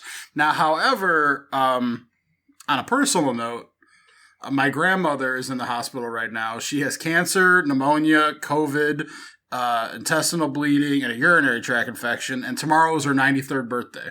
Like, the way things were sounding a couple days ago, it didn't sound like my grandmother was going to be here much longer. But now it seems like the medication that they've been giving her is kind of like, she's not necessarily getting better, but she's not necessarily getting worse either. So I don't know what's going to happen with all that. Like, logic tells me that my grandmother won't be here much longer. So, it's kind of weird being in the role of like someone that people look to just kind of vent their sadness to and to like make them feel better. Cause like my sister has kind of done that with me. My cousin did it a little bit. And, I think it's cause I look at it from a logical standpoint of like, yes, it's sad, but goddamn, the lady's turning 93. She's lived a long ass life. And I'm not saying that like she needs to get the fuck out of here. But it's not like she's young either. Like, she lived a lot longer than most people will ever dream to live. And so it's like, if this is her time, this is her time.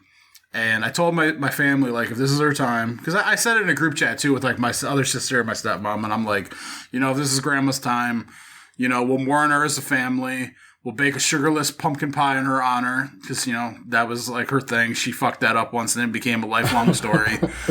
And I'm like, you know, we'll treasure her memory, and we'll celebrate the life of a lady who lived way longer than most people will ever live. And, you know, it is what it is. I'm like, grandma's old. It's not like grandma's young. We just didn't think grandma would ever die because grandma's living to 93. And it was like, every time something was like wrong with her, you couldn't really tell. So it was like, you just started to think the lady was fucking invincible. But it's like, the bodies are frail, man. When they start to give out, you know, it's like a car. When one thing breaks, all the shit that was propping everything up just starts it's like a domino effect, man. One thing goes and the next thing goes, and then, you know, next thing a coolant line busts and a brake line goes out, and it's like, you know, unfortunately, like, where cars are inanimate objects, people were alive. So like, when our shit starts going, it's like there's not always a bounce back, you know. So I'm in a fucking text group chat now with like 1 million fucking people who are all organizing a giant Zoom call tomorrow for my grandmother for her birthday. So it's been nonstop text messages for like the last 8 hours because we're all in different time zones. And like, I'm getting texts from numbers I don't fucking know, but like, I'm just kind of like piecing some of them together. But Yeah, the plan, I guess, right now is sometime tomorrow afternoon. I'm going to have to dip away from work for a few to hop on a Zoom call and, wish my grandmother a happy 93rd birthday because we all can't be with her because she tested positive for Rona on Christmas Day. So no one in our family has been able to see her for the last couple weeks. And, I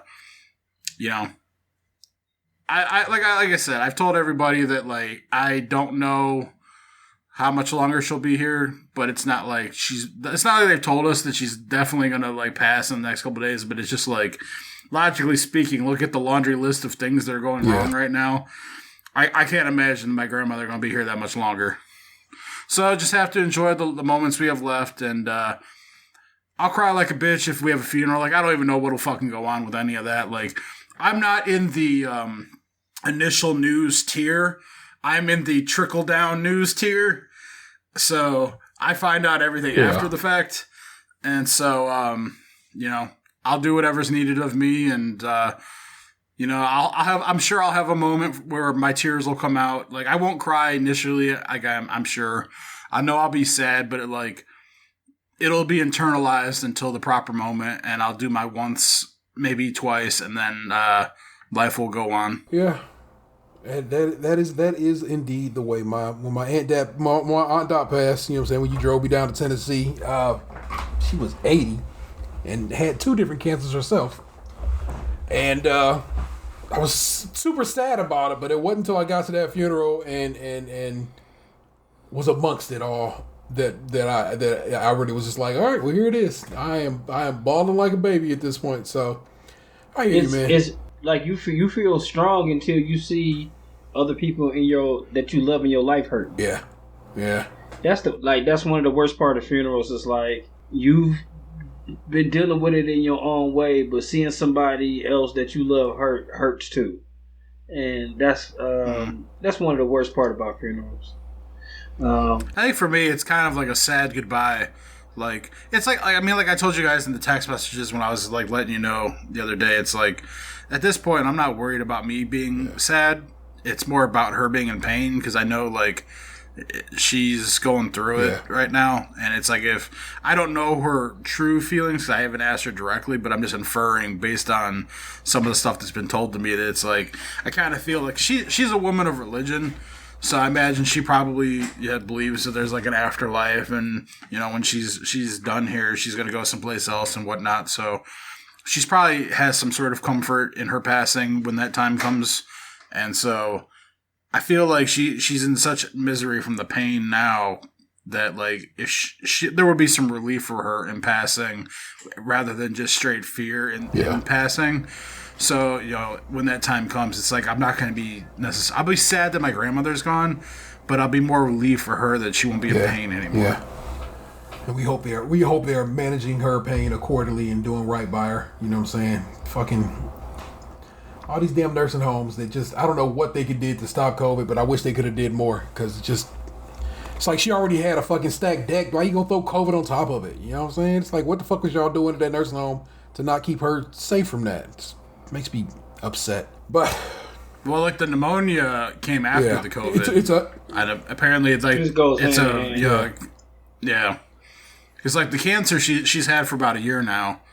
I figured that would be the death nail at some point, would be the cancer, because like 90-year-old woman with fighting cancer, especially like intestinal cancer, like that seems like it's like you're just prolonging life as best you can. But to get COVID at that age with that shit, like, it's got to be... I was like... When I heard that news on Christmas, I was like, well, for sure, that's going to be it. It's been, like, almost 2 weeks later. And like you have just said, that's a very strong woman. That's what I'm saying. It's like, it's why, like, when none of us ever thought this would ever happen, because it's like... She's been, like, just steady going on for over 90 years now, man. It's like... She was still driving up until a couple years ago. She was salty when they wouldn't give her a new license. She was living on her own until last year. She had a little apartment over in like, it was like a senior apartments, but like she didn't have like people come and check her. It was in the last summer. Sorry. Actually, no, it's been about a year and a half now. I forgot, like we've been in COVID. Fucking the last year feels like 2 weeks. a year and a half ago, she moved from the senior apartments to like assisted living, where it's like senior apartments, but like they have people come and like check on them every day and bring them food and shit.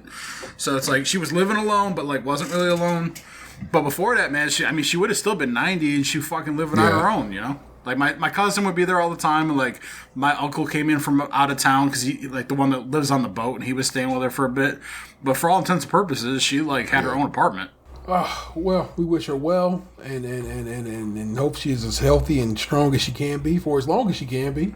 And I hope the opportunity maybe comes about that you guys, maybe somebody can go visit her. You know what I'm saying?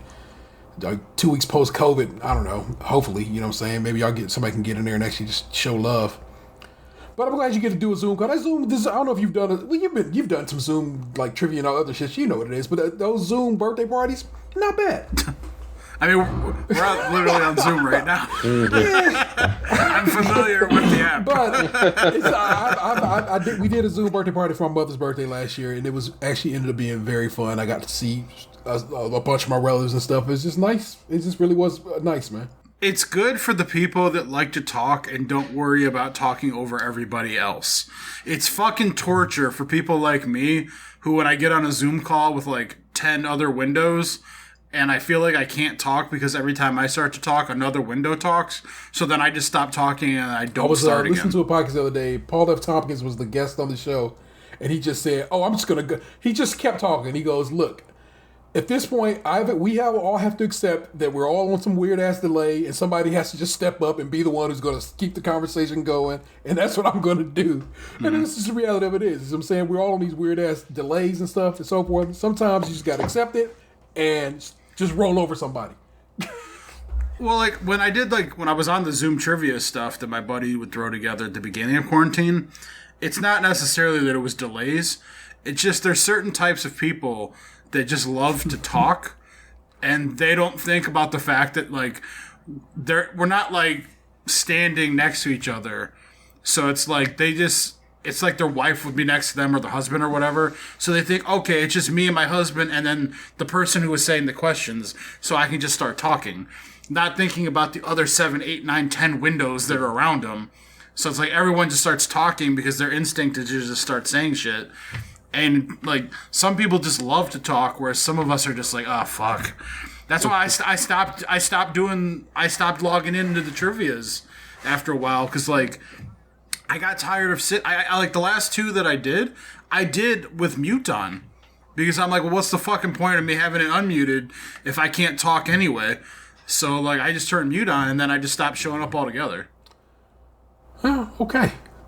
Well, I hope you have as much fun as you can tomorrow during the birthday party, and I hope you. Yeah, it's gonna be tough because, like, they're doing it in groups because there's so many people. Like, they're gonna do it, like, I guess it's gonna be like my aunts, uncles, and then my dad, and then like grandkids, and then other people. I don't know. Like, they had it all worked out. I'll be honest. They got to a point with so many text messages coming through, I kind of stopped reading with a lot of vigor and just started skimming. It's what it comes down to sometimes, so that's okay, man.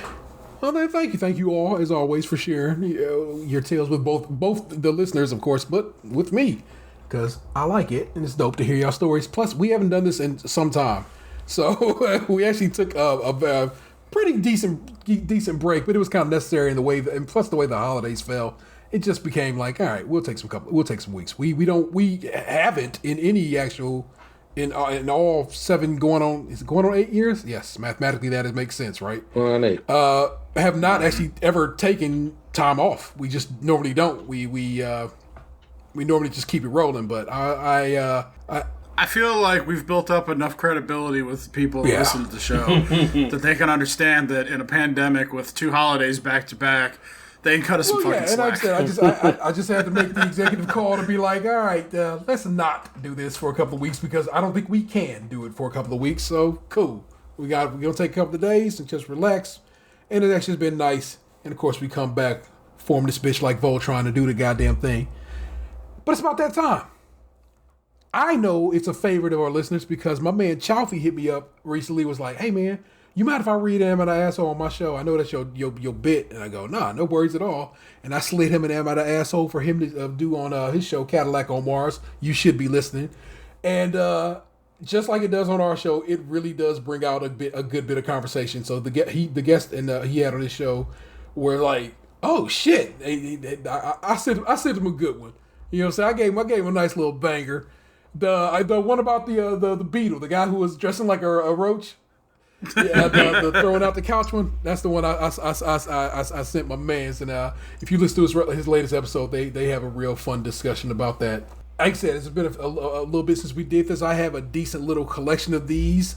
I will let you know one of them, maybe two of them. I'm like, we gonna do that. We gonna read about that one. But here are some of your options for Am I the Asshole each week. You know, after we try to get out over to these Reddit streets and check out some things. Secret, Am I the Asshole account on Twitter is a real banger for this kind of shit because they usually have already screenshotted it. So I just bookmarked a shit ton in Twitter and then open them up here on my computer. Let's ride. Yeah, when I found that account, I was like, oh, this makes life so much easier. Am I the Asshole for stealing ducks from small children? Hold on, I gotta go through. It depends. Are they stealing them for Jinx or what? Am I the asshole for convincing my fiance to fire one of his employees? Am I the asshole for asking the doctor to increase my chances of having a boy next time? Am I the asshole for getting upset over chocolates? There is an update called Am I the Asshole for Getting Upset Over Chocolates? So that's a banger that I think we kind of have to read if they manage to pull out an update to it. I swear that one, though, better not have been submitted by Forrest Gump.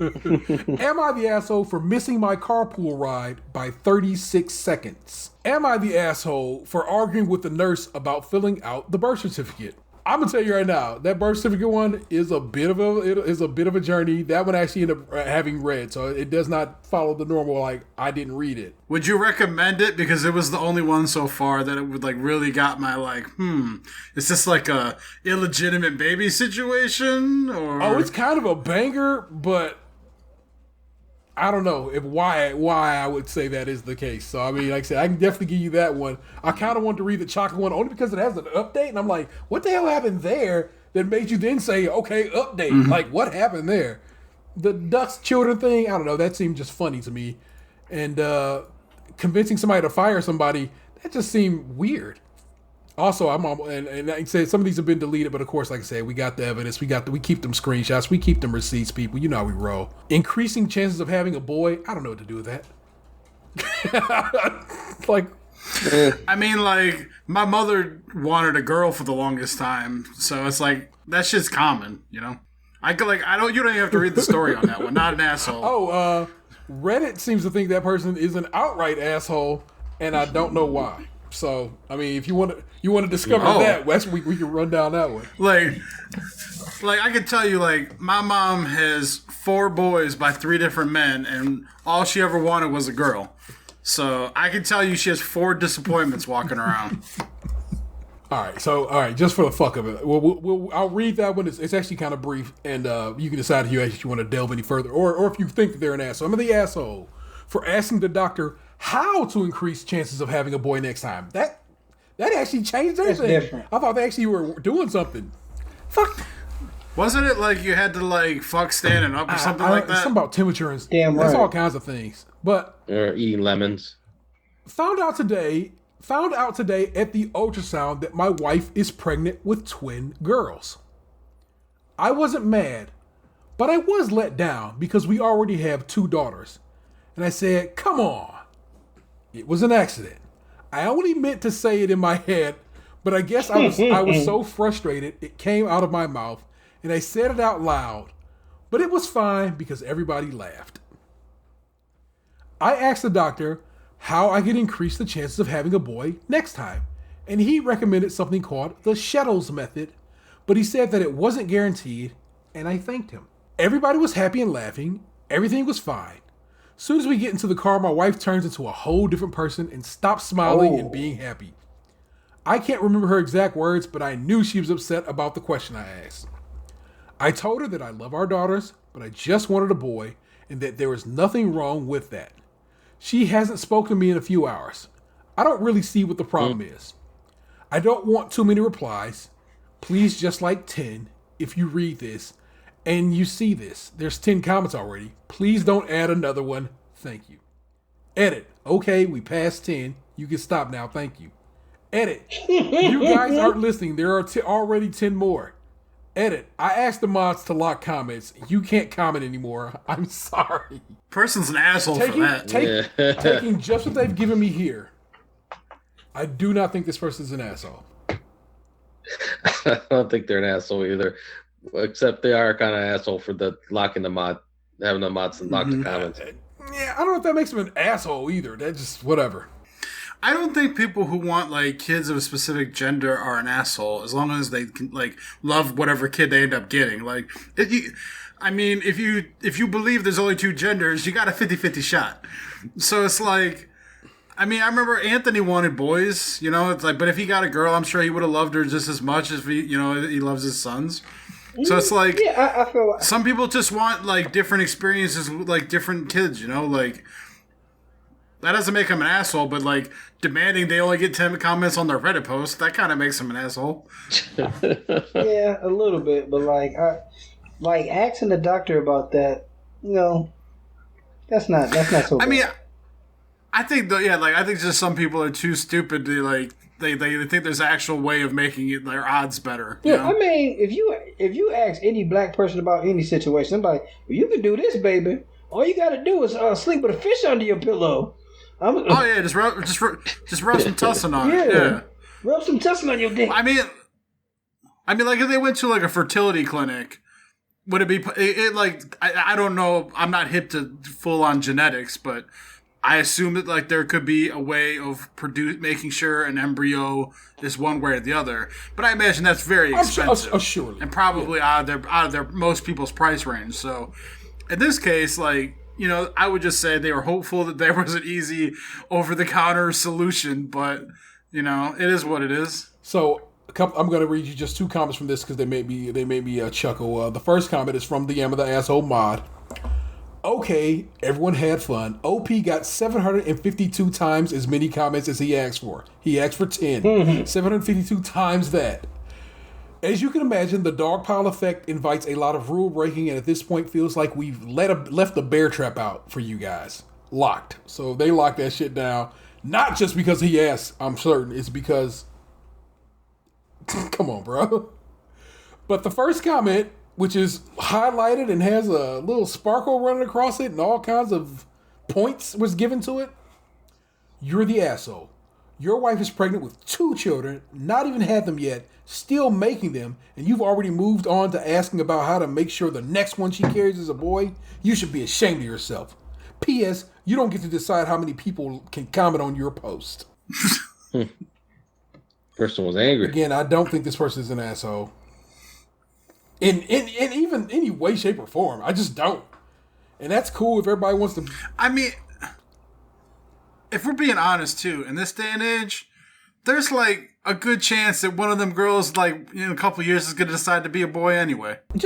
Or whatever, man. I can't... Like I said, I just don't think anything this person did rises to be an asshole.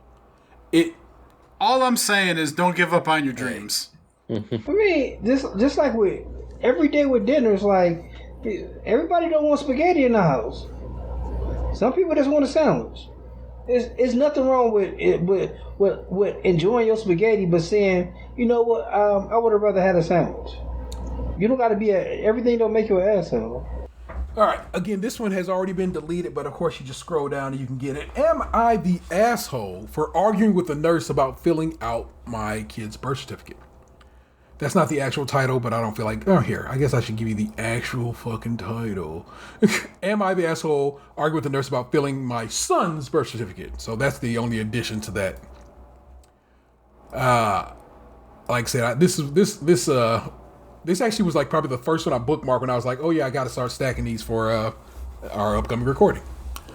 Throwaway, blah, blah. Anyway, my male 34, wife, female 29, gave birth to our first baby boy last night, almost an hour before the new year, 2021. He was born at 11:05 p.m. He's healthy, thank God, and my wife is doing all right. Our families are happy and we're excited to welcome our new baby boy into their life. I was provided with a form by the nurse to fill out. I added the information needed till I reached the time and date of birth. Instead of adding December 31st, 2020, 11:05, I decided to add January 1st, 2021, 12:05. 1 hour difference wasn't really a problem. The nurse stopped me and asked what I was doing. She said that I filled the blanks with false information and wanted me to refill the blanks with the exact time and date of birth. I argued with her about it and told her that she was making a huge deal out of it and that it was unfair to my son because he only lived in 2020 for 1 hour. Plus 2020 was a shitty year and I'm glad it's finally over and I don't want my son to be associated with it. So adding 2021 would make more sense. I told her it didn't matter and that it was better that way. After she tried to argue with me, telling me that what I was doing is considered forgery and would cause a huge issue because it's not just an hour. I was changing the date as well. I told her that I'm his dad, so I get to say and take full responsibility for anything that happens. Later, she lashed out at me and told me that this is not how it works and that this form will not be accepted because it contained false information. She got more people involved, including the pediatrician who disrespected me by raising his voice. I told him that I'm the parent, I have the authority. They ended up taking the form and didn't let me fill it out. My wife said that I embarrassed her by making a scene and acting stupid and lashing out. My family heard about the issue and disagreed with me, saying I ruined the joy and caused my wife to be stressed out. My brother agreed with me that it was ridiculous for them to focus on a specific time and said that technically my son was born on 2021 because he'll have the whole year to live, but only 1 hour of 2020. That doesn't make any fucking sense. That's a fake one, man. I don't know. I can't call if it's fake or not, but this motherfucker's like I said, he came here and wrote that shit, and of course the good people read it. Decided yes, he was an asshole. My guess would be fake, but it feels like something that I think could happen somewhere. I feel like something like this could happen. That shit's just too much of a coincidence that this kid was born. I mean, I'm sure. I mean, people are born so fucking much. Somebody had posted on Twitter about how their kid was born at 11 something on New Year's Eve, and I was like, I responded, "Oh, cool, he made it in for the tax year cutoff," because you know you get. That's what and they responded. They responded with laughter because they were like, "Oh, it's funny," you know what I'm saying, whatever. So possibly, I'm curious though, like. Birth rate must have increased over the last couple weeks because 9 months ago is when lockdown started. There was probably a lot of lockdown fucking back in March. There's got to be a lot of like pre-ball drop babies. Mm-hmm. So that's why I think this story might not necessarily be fake. Like, to me, it's completely plausible. I feel like everything is plausible except for the extreme amount of assholiness. Like, I feel like the sentence that was like, I don't want my baby associated with 2020. It was a terrible year, and I don't want you to remember it. Feels like something that like people who believe in astrological signs would say. Good point. I'm just like saying I'm never here to judge if something is fake or not unless it's just egregious. Really obvious. Yeah. And I don't find this to be egregious. But I do find this person to be an asshole. Yeah, this person's an asshole. Those people are just trying to do their jobs. They got to work on New Year's Eve anyway. And then this fucking asshole comes along. What? I was going to say, I wonder what the penalty is for falsifying birth documents. Probably depends on the state. I'll have to look it up. You know, maybe even the county city situation. That might be one of those granular ass, you know what I'm saying, county records kind of situations. I think like if he really wanted like his way, they should have just given birth in like a manger or something. Yeah, my dude, don't go to the hospital. Then you can say it happened whenever it happened. But some of these comments, you're the asshole. As a parent, you don't have authority over space and time. His date and time of birth is a fact, not an opinion. I love it.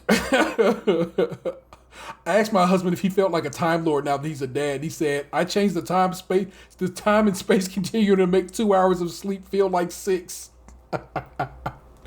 Oh, my God. It's too fucking fun. Let me see if I can find you any other comments. I want to find somebody maybe who's just cool with that shit. Here's somebody. My mother was an RN, spent 30 plus years delivering babies before becoming an instructor. She always said that one of the biggest problems was dealing with fathers. Many of whom had issues with giving up control to the nurses, doctors in the delivery room. The parent does not, in fact, have authority in this case.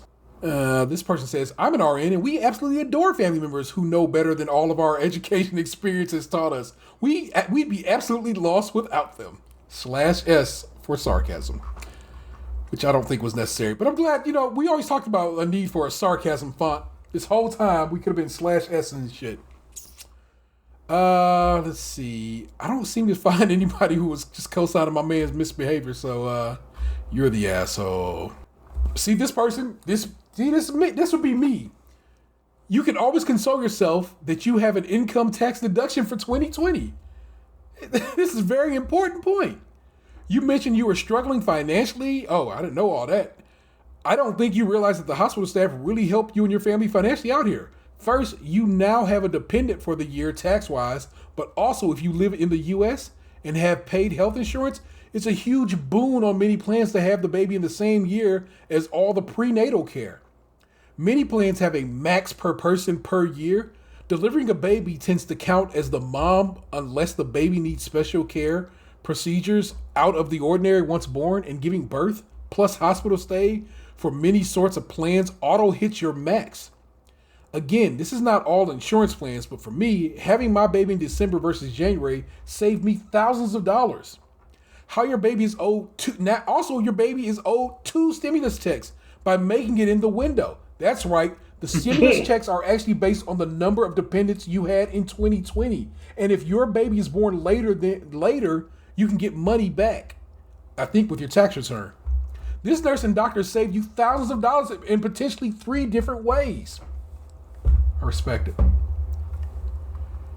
Oh, yeah, you get that past stimmy, don't you? You get that March stimmy money and you get the new stimmy money. Bruh, this dude just got, what was it, 12? So, yeah, $1,800?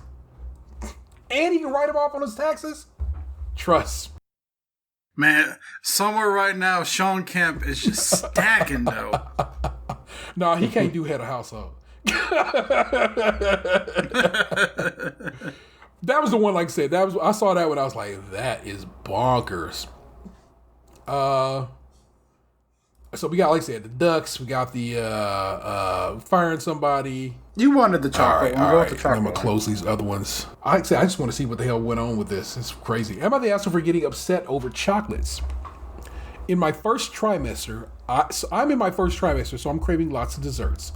My husband got me some holiday edition chocolates as part of my Christmas gift, and I was saving them for the day when I had intense cravings. I ate 2 on Christmas from a pack of 35 and kept the rest in our snack drawer. I woke up the next day hungry for some chocolate and excited to start eating the ones I got. Then my husband sheepishly tells me he ate most of them and maybe there's 3 left. So he ate 30 of my Christmas chocolates and I had 5. I got mad and sulked at him and told him to replace the chocolates. When he went into the store today, he said he tried to look for them, but they weren't selling the holiday ones anymore. He said he just got me the regular pack. Then I then got really upset and kind of blew up at him, then gave him the cold shoulder for most of the morning. He says it's just chocolate and he tried to make up for it anyways, and it's not his fault they didn't have the ones I wanted in stock. I feel like I'm the asshole because of the way I reacted. I really let him have it because I was so frustrated. I didn't yell at him, but I was being passive aggressive. As you sure you're not just going to eat the chocolates you buy for me again. And I ended up ignoring him and refusing to eat the new chocolates he brought because they weren't limited edition ones with different flavors. So Reddit, am I the asshole for getting extremely upset, blowing up at him, and still being upset 12 hours later? Or should I accept his justifications and just get over it since it's just chocolate? It ain't just chocolate. That was her chocolate.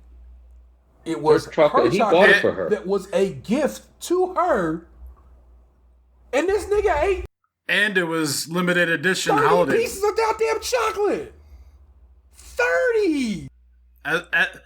As people here who are very much into collecting various things, we understand the value of a limited edition release. This should have been called "Is My Husband a Piece of Shit?" Yes. Yes, that's where this should be in Yeah, red. he fucked up.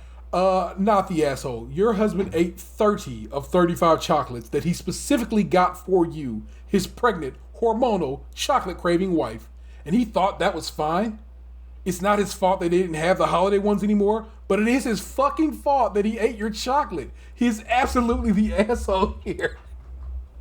I felt like I wrote that. Yeah, you did say that in a way where it was sounded so like you were real. reading it. Oh my gosh. Hold up. I got my headphone clack. Hold up. Holy shit. 30. I look, man. I got all kinds of chocolates from my I'm just gonna call her my sister-in-law. Vanessa's youngest sister. But I have yet to eat 30 of them. Well, I don't know, man. I really was wrecking those Hershey Kisses the other day. But I don't believe I ate 30 of those fucks. So that's kind of what I think I'm more astounded about the number of this man consumed. From a gift that he bought his wife. He bought her, this is a present. Why would he even touch it? Maybe have one. Exactly. Ask for one. I know men tend to like buy shit for women and it's really for them. I was just about to say the same thing. It's like buying them like Victoria's Secret underwear or I don't know that. Or like a TV or something like that. Yeah, but I don't. But if that was the case, she should have just bought 2 of them or something like that.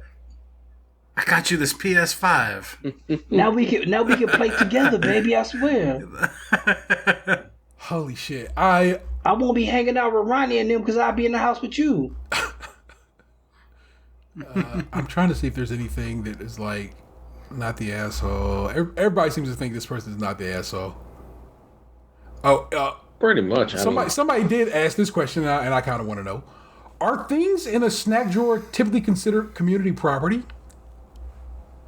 That's a good point. And this person says yes, unless one of us. This is the OP says yes, unless one of us explicitly says otherwise. But I always tell him to ask first before taking snacks that are mine that I bought, because he has a habit of just taking some and doesn't see a big deal with it. I don't think she should have fucking answered that. Now I'm kind of thinking she the asshole. Just the way she worded that, like, you put it in the community drawer, and I kind of feel like this sometimes. Like, say for example, I cook something for dinner, right? Of course, the whole refrigerator is community, but like, say for example, I'm about to cook something tonight. We need to finish this up before I start cooking other stuff. And then you come looking for something that's already past the date. I might eat it all for lunch. And sometimes I've been told like, hey, what happened to this? I'm like, I ate it for lunch because I'm cooking dinner tonight. So with that being said, it's kind of like, if you putting that in the community drawer, I know I bought that for you. But if you taking longer past the like, I bought you more chocolates, which women probably don't mention that shit sometimes. So I said, I'm already bought you some new chocolates, and you put it in the community drawer now. I might not have ate 30, but I might have ate 6. There is the difference maker. You could probably get away with 6, but that nigga ate 30, and that's what makes him an asshole. I'm just starting to think like, how long was it in the drawer? She said a couple of days. Just a couple of days. That nigga animal, man. Go to the kitchen for a glass of water, pop 2 like pills. Just Oh, is that the sour quits flavor? That's a Simpsons reference. Sorry. Now let's get to the update, because I want to know. I really want to know. Update, am I... Okay, I stabbed that motherfucker. Also, you know what I'm saying? Just because she put it in a snack drawer, this is a pregnant woman who's probably doing a little nesting, trying to keep her shit organized, you know what I'm saying? I'm astounded. Am I the update? Am I the asshole for getting upset over chocolates? I wasn't expecting the post to blow up and couldn't reply to everyone. Thank you for your opinions, even the ones that called me an asshole. I want to update you with the end of this whole thing. Husband realized most of my reaction was pregnancy hormones, and the anger was not unjustified. I told him why I was upset about the chocolates, and that I was even more upset that I had to keep emphasizing to ask before eating my food.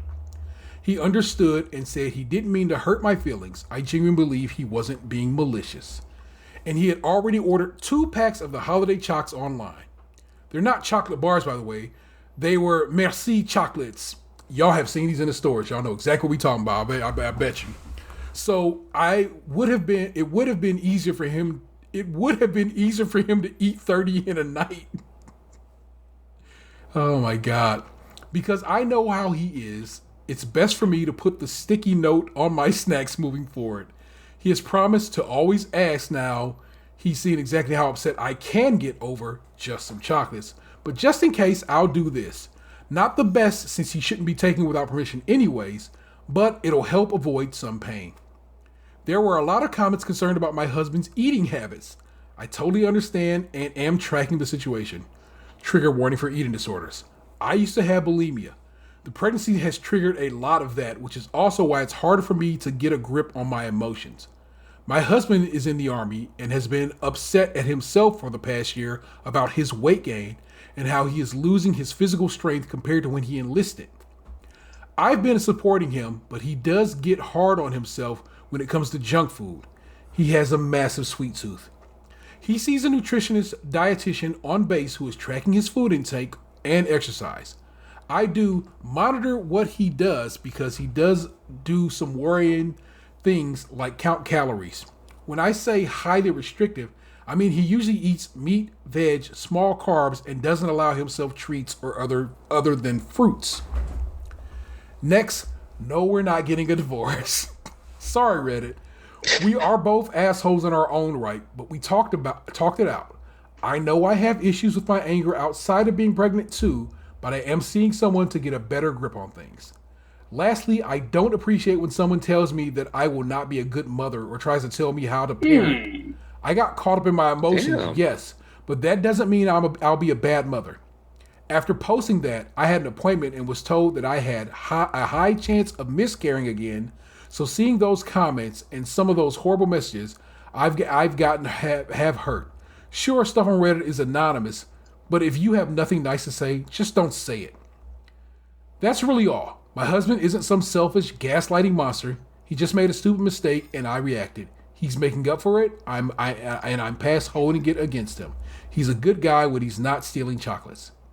ECA, to everyone who offered to buy me some chocolate, thank you. But keep your money and get some chocolates for yourselves to celebrate surviving 2020. Much appreciated, though. That's nice. People are fucking assholes. Yeah, really. Jeez, you're gonna be a bad mom. Because your man ate your chocolate and you got mad about it. These are people who, in my opinion, I have no proof, have never had a pregnant partner and don't know what comes with that. So fuck them. Yeah, that's him an asshole. We have a couple of bits of feedback, and I want to get to those before we head on out the door here. One is an email from our favorite listener, April. Sorry that my last message was not written well. I was at work and trying to get the email in before the next podcast. Gabe. No worries. Gabe, I don't miss any episodes. I sometimes listen 2 or 3 times. I might miss something because I'm laughing at something amusing one of you said.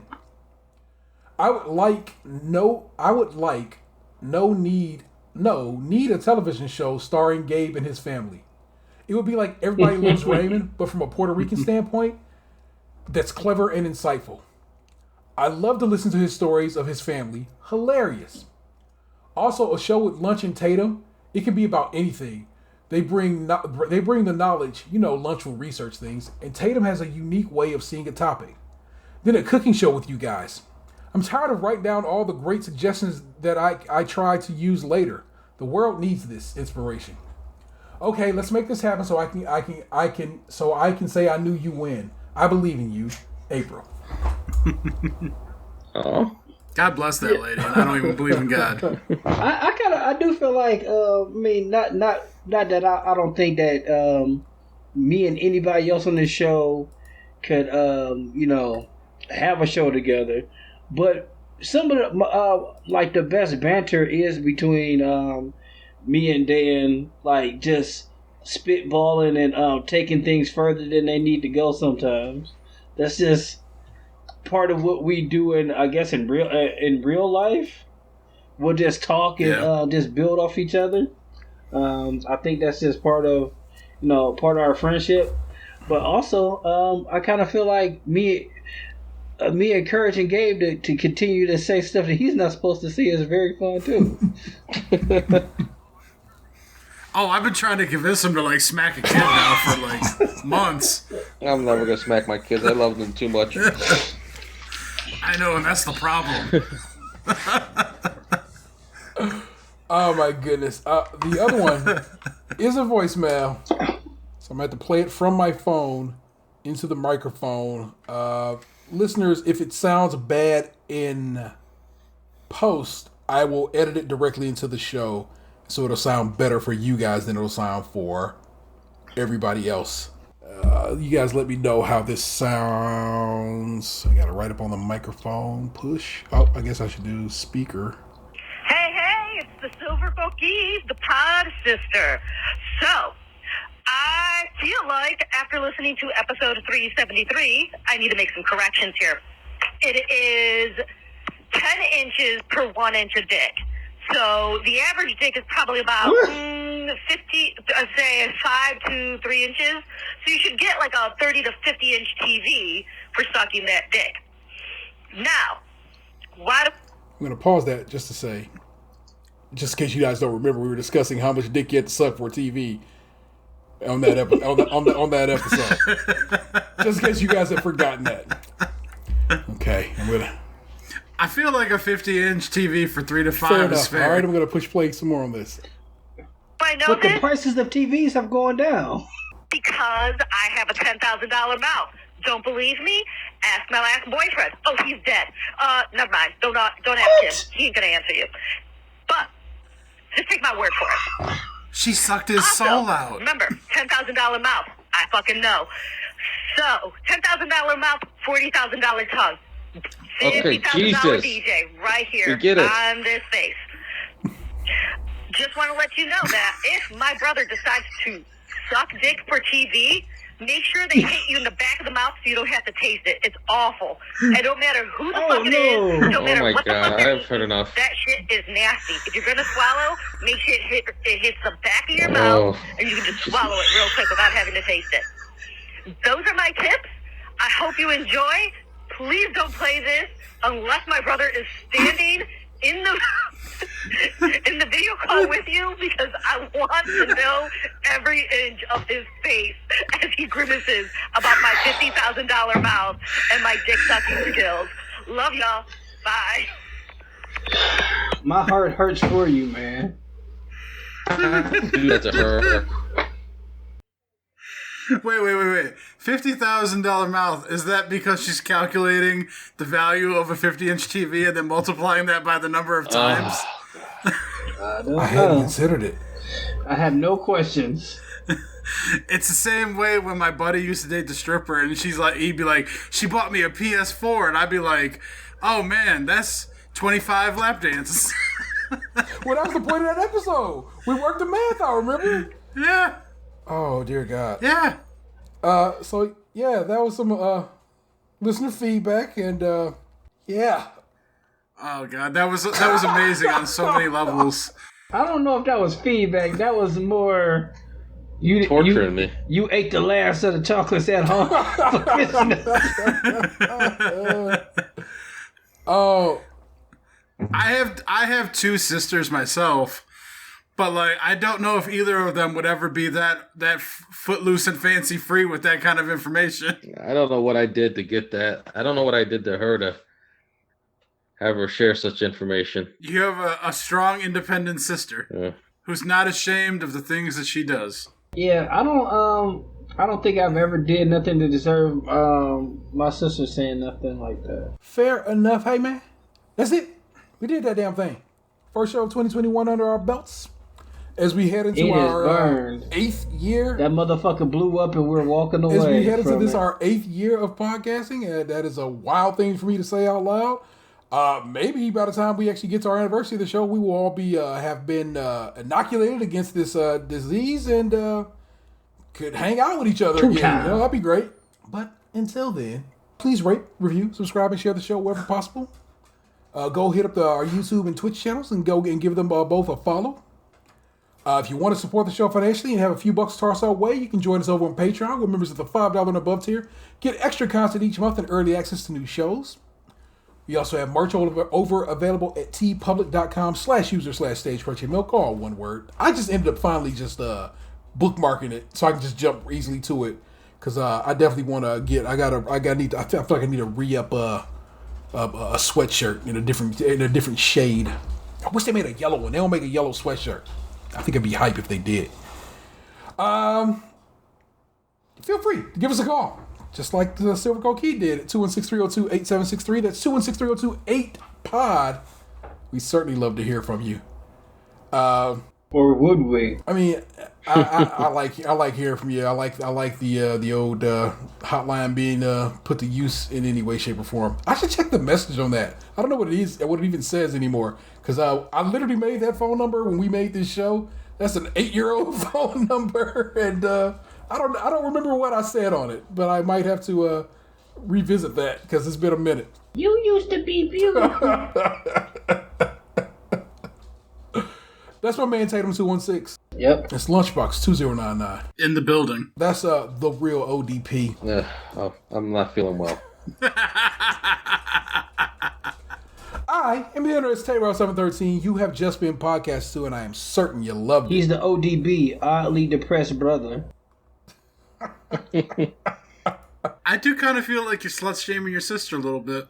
Not gonna lie. I still need the nitty gritty. I don't think he's slut shaming. That's just his sister. Peace. Hey, what happened to you? You used to be beautiful.